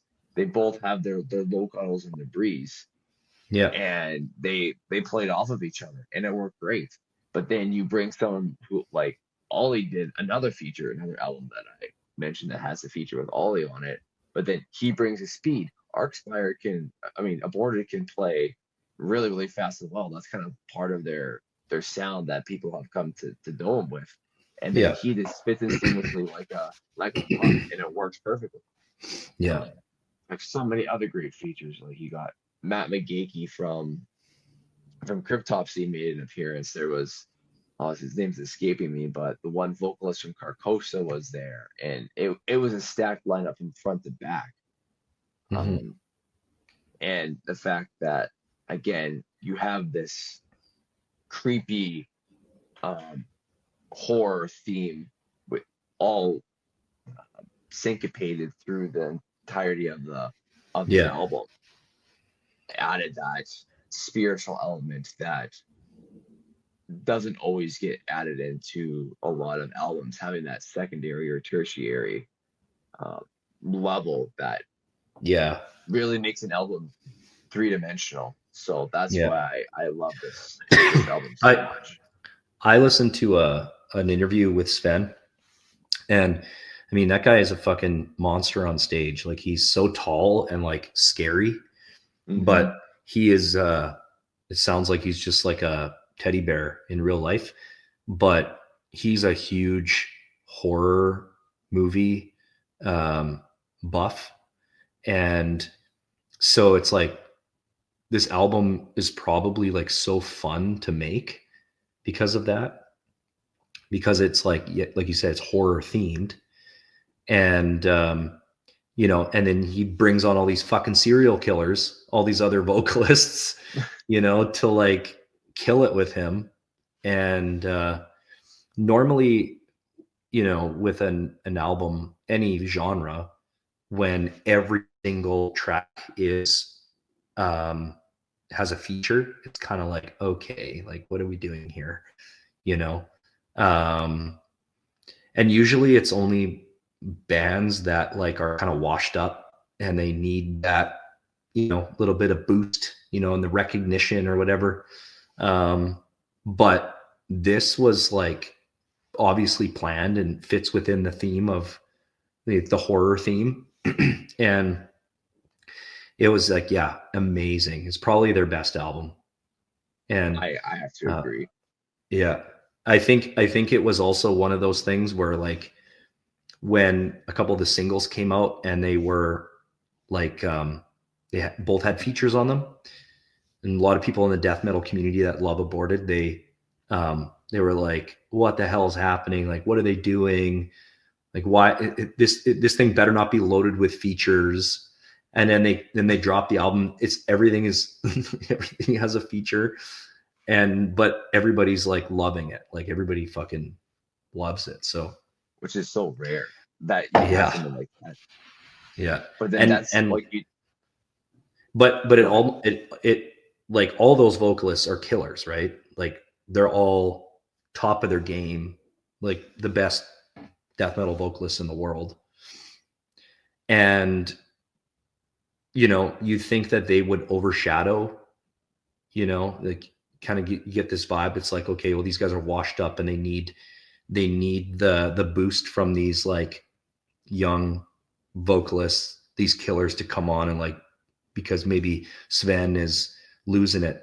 But no, like you said, he keeps up with them, you know, and it's like it almost showcases how fucking good they are as a band, Hmm. you And know. even bringing on some smaller guys, like he brought on Hal. I don't know how to say his last name. Hal M from Engulf. Oh yeah, Like he was one crazy. feature on there and like did a fantastic job. So Yeah, I mean, at least he's not flooding the market and still yeah, showcasing some guys that do need to see the light of day and do need to have a little bit more recognition because Engulf is such a killer project. And yeah. that was another release that I was kind of humming and hawing with that Hal put out this year. But Hmm. as an entirety, like yeah, they aborted it did a superb job. Great album. Yeah. So number two for me is Replicant with Infinite Mortality.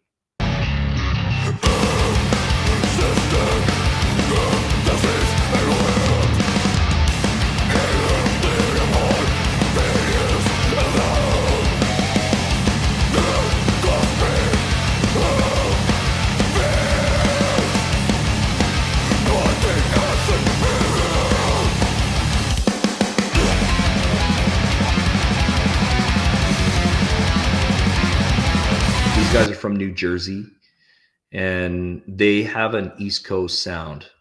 We're talking about like how bands have like, you know, regional sounds. They definitely have that East Coast sound. They have like an East Coast slam influence. Like I hear a lot of like internal bleeding and stuff like that in their guitars. But they're so as technical as they are, and they have these like really cool dissonant parts. They also have a lot of like really crazy noises that I think one of the guitarists plays around with pedals and just like crazy noises.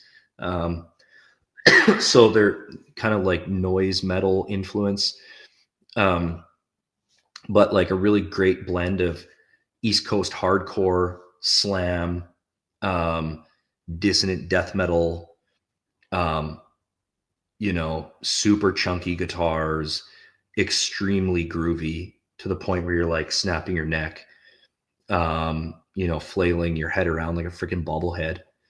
Um, and their songwriting is so insane. Like it's like for me, Infinite Mortality is like perfection.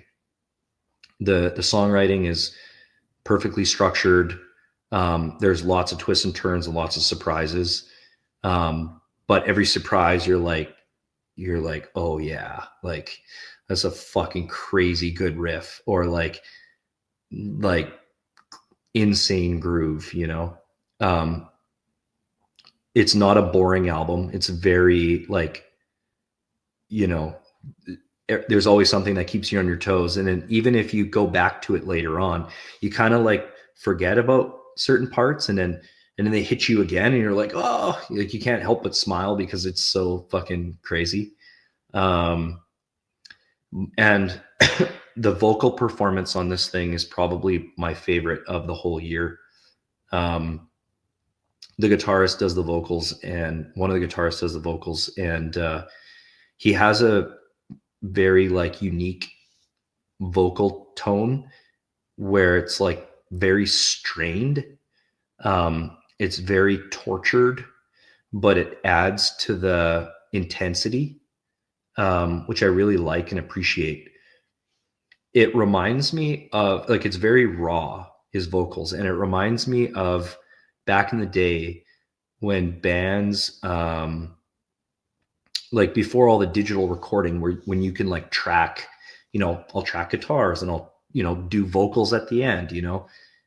Nowadays with modern production, everything is like perfect because you can make it perfect.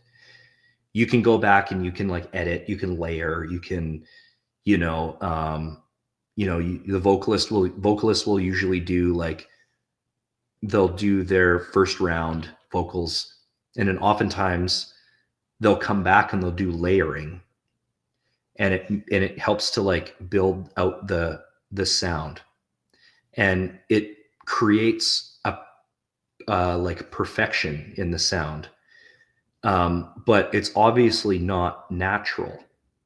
And some vocalists, some bands are just like naturally talented, and it, you know, they're just as good live as they are on an album.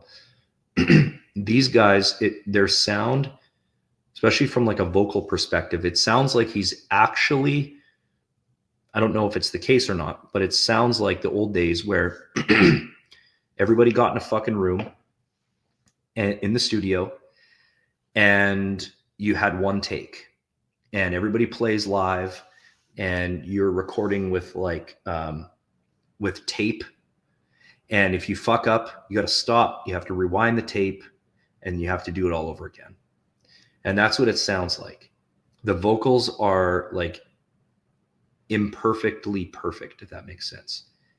And there's like a live element to it that I really appreciate. And it kind of brings me back to like that old sound. So I always talk about Coalesce. But one of the reasons why I love Coalesce is they have an album called Give Them Rope. And that entire album was recorded live.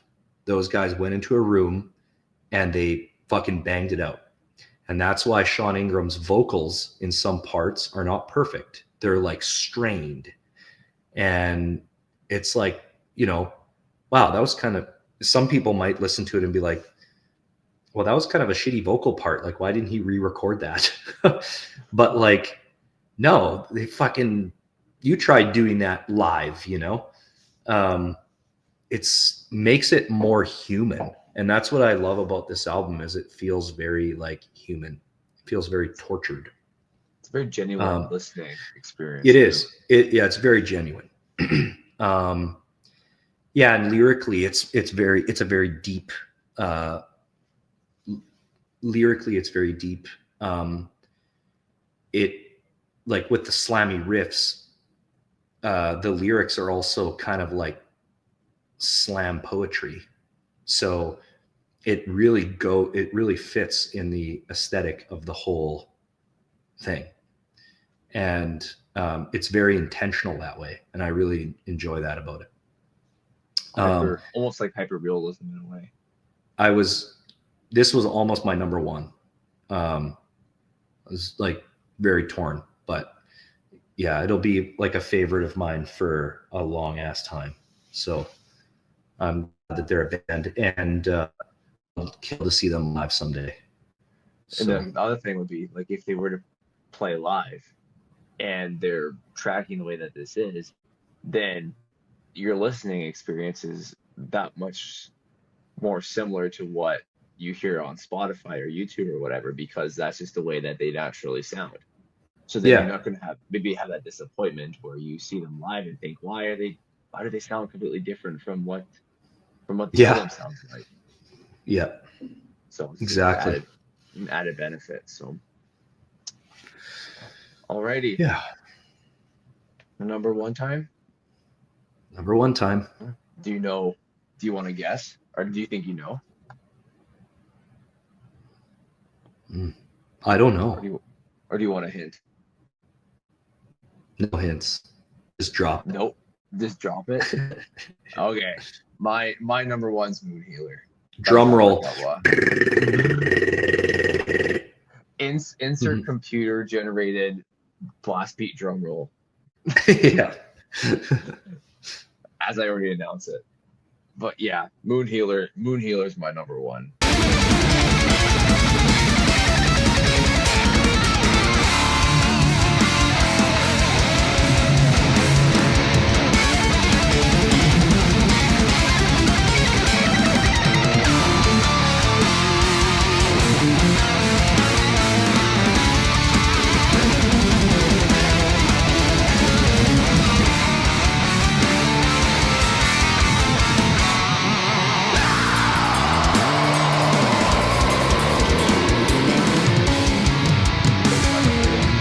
I almost knew that from the beginning of the year. I got completely sucked in from listening to it from the start.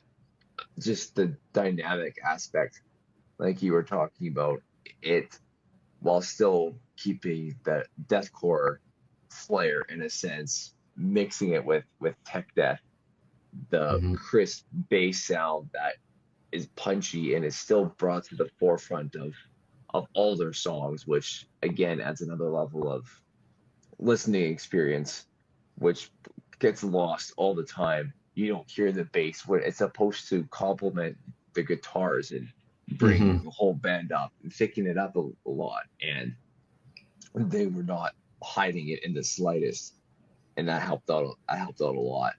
Um, I had not listened to Sun Eater before I listened to Moon Healer, and it made a lot more sense after the fact that we listened to Sun Eater and then moved on to, Yeah. and then I listened to Moon Healer again, and thinking, okay, the jump isn't as violent, because I Yeah. think I think the release before Sun Eater it's like de- democracy or something like Yeah. that. So that Demonocracy. Yeah, Demonocracy. So that one was a lot more. They were kind of doing a little bit of tech stuff, nothing crazy. They were definitely toying with it for sure. Yeah. But if you go from Doom to Moon Healer, it's a violent jump, but you have to listen to everything as a whole. It's almost like as if everything in the discography is intentional. There's just a linear Yeah. progression, and then this is just the epitome of their sound and their production. And honestly, I did not grow up on Job for Cowboy, obviously, because I was too young. I did not listen to this kind of stuff. I was like 12 years old when Sun Eater came out. I had no idea who in the hell Job for Cowboy was. So Mhm. I wasn't patiently waiting for 10 years for something like this to drop. It was just kind of, oh, I can easily go back on Spotify and listen to it. But it was such a, oh, it puts a smile on your face. You listen Yeah. to it and you can sit back, and it's so one dimensional. You could be sitting in a chair in your living room, just putting on and listening to it, or like putting it in the gym. It's like you Mhm. have two different layers over top of the same song, and then it's whatever your mindset is. That's the Yeah. mood it puts you Exactly. in. It's Yeah. tailored. It's tailored to everybody and everything. And it simply It's blew me away. It was fantastic. yeah. It's psychedelic, is what it is. It is a very psychedelic album. The way that, yeah, it can make you feel so many different things. And like you said, no matter what you're doing. And it's also for a technical death metal band, like for a tech death album, it's extremely approachable, you know? I feel like people who love prog would also really enjoy Moon Healer. But this You would know, be an 'cause album it's- that they'd have to start off with. Like, Yeah. this would be how they would get into it. Yeah, exactly. Yeah. It's like listen to Moon Healer and then go back and listen to their old stuff and kind of see how they have evolved. But yeah, sick. But most likely, most likely someone who's starting off on their journey is starting off with deathcore. Most often Yeah. they're going to.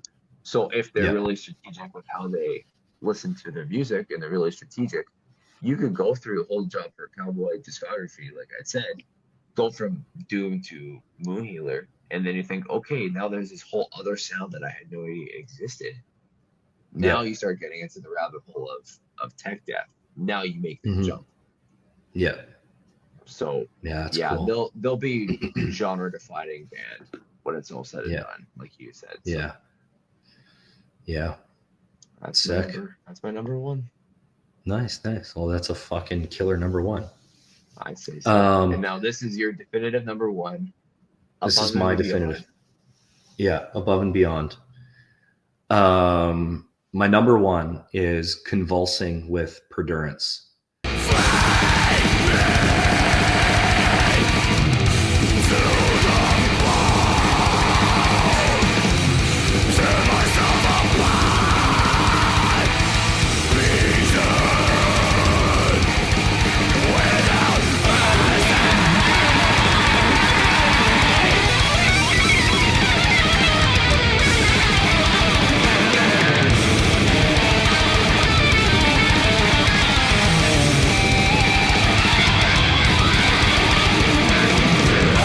And it is the heaviest album on my list. And I think it's the heaviest album that I've ever listened to, both musically and emotionally. The craziest thing about this album is it's a one-man bedroom project. The artist, his name is Brendan Sloan, and he's from Australia. And the guy is an absolute genius. And he plays every instrument. So he's written every part. He plays every instrument and records it, produces it. And on top of that, he plays in an amazing death metal band called Altars. And yeah, again, Australia. What the fuck, man? Like, now this one is his previous album, I feel like wasn't as emotional. This one, you can tell there's a lot of pain. It feels like a very deeply personal project. There's, songs that are straight up about, like, lyrically straight up about suicide. About feeling, at your deepest, darkest point in life. And then there is like a coming out of that, and like a deep appreciation for life. Musically, it takes you through that journey, but then lyrically, it really makes you like, holy shit, this is like, when it first came out, there were some comments from people that are like, if you suffer from, depression or anxiety or whatever, we got to put a warning label on this thing, which I think is kind of like, a little bit, I don't know, like most metal you could argue that if you're writing this kind of music consistently, you're probably not perfect. You probably have some shit going on, or you've had some shit going on in your life. So to say that kind of like silly in my opinion, but it is definitely very striking. It's also deeply personal in the way that it was released. So Brendan doesn't seem like I think he's obviously in like the Facebook forums and stuff. Like I think he's obviously heralded in the community. Like people love this album. They say that he is like a national treasure and he's a genius. I think that he's a highly respected musician, but he's not showboaty about it. Like this album, his work is not on Spotify. And I don't know if that's a personal stance against, Spotify, or if it's, that this is like a deeply personal thing. And like, in order for me to listen to the full album, you can either stream it on YouTube. You can stream it on Bandcamp, but it's set up in such a way where after a few listens, it'll make you pay for it. But it's kind of one of those things you can name your price. So like I bought it, so I have it now. And it is, once you kind of dig into the artists and stuff like that, you want to support, because like it's fucking genius level musicianship and writing. It's musically, it's very dissonant, it's very atmospheric, it's very beautiful, but it's also pummeling. Like the first two songs there are some parts in there that are so crushingly heavy. It's like, oh my God, man. Like as if one fucking person wrote this and played it. It sounds like a 5-piece band, extremely heavy. It's like taking your head and slamming it into concrete like over and over and over again. Very accurate. The vocals are absolutely savage. Like just, my God. But then there's some really beautiful moments. Like there's a song called Inner Oceans, and it starts off with this like really pretty acoustic part, and then it kind of leads into like the electric guitar, playing the same notes. And it's a very progressive song, and it kind of takes you through this like emotional roller coaster. And then it's technically 7 songs.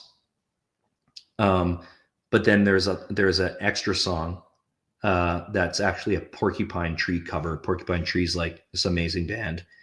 And I can't remember the name of the song, Smart Boy.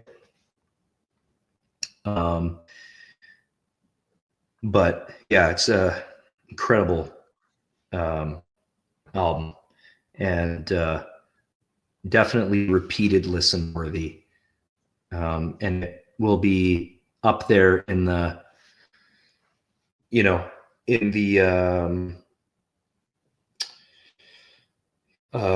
greatest albums of all time for me. In the upper echelon. It'll be in the echelon, echelon, cover to yeah. remind me what it looks like, because those themes remind me of the going back to the album cover, because it's basically the white background, the blank slate, and then it's almost as if there's a second person coming out of the original person. So there's a second coming. Yeah. You're leaving your old version in the past. You're becoming someone else. You're evolving, but because it's black, it's still there. You're still dealing with the scars and the image of your past life. It's not going away. Yeah. You still have it there. So Yeah. I love how It's you can dissect that out of yeah. listening to the The album. whole thing is a work of art, you know, and like from the cover to um like when you first see the cover, if you have no preconception about the band or about the project, you'd be like, this looks like an alt rock album or like an indie album or something, like a folk record. And then you put it on and you listen to it, and then you look at the artwork again. You're like, oh, I get it now. You know, it makes sense. And yeah, it's it's incredible. And protect this man at all costs. That's the way I feel, because it's Australia, keep him safe. Yeah, there are a lot of fucking tarantulas and kangaroos and shit that could probably easily kill this dude, and let's like put him in a bubble and make sure that he's protected at all costs, because I want more music from from this dude. And Bring him to North America. Yeah. But yeah, really amazing. There's been a lot of unreal one-man projects in this golf, year. another one. In golf, Cave Sermon is another one. There's another album, another artist that I really wanted on this list, but there's just too many.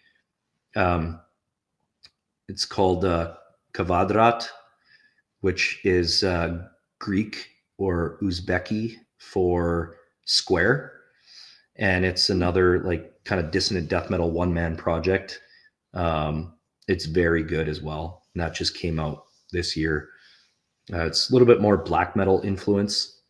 But like, yeah, it's really cool to see that. And it's impressive as fuck. Like, I can't imagine like writing that music and then playing it and then recording it,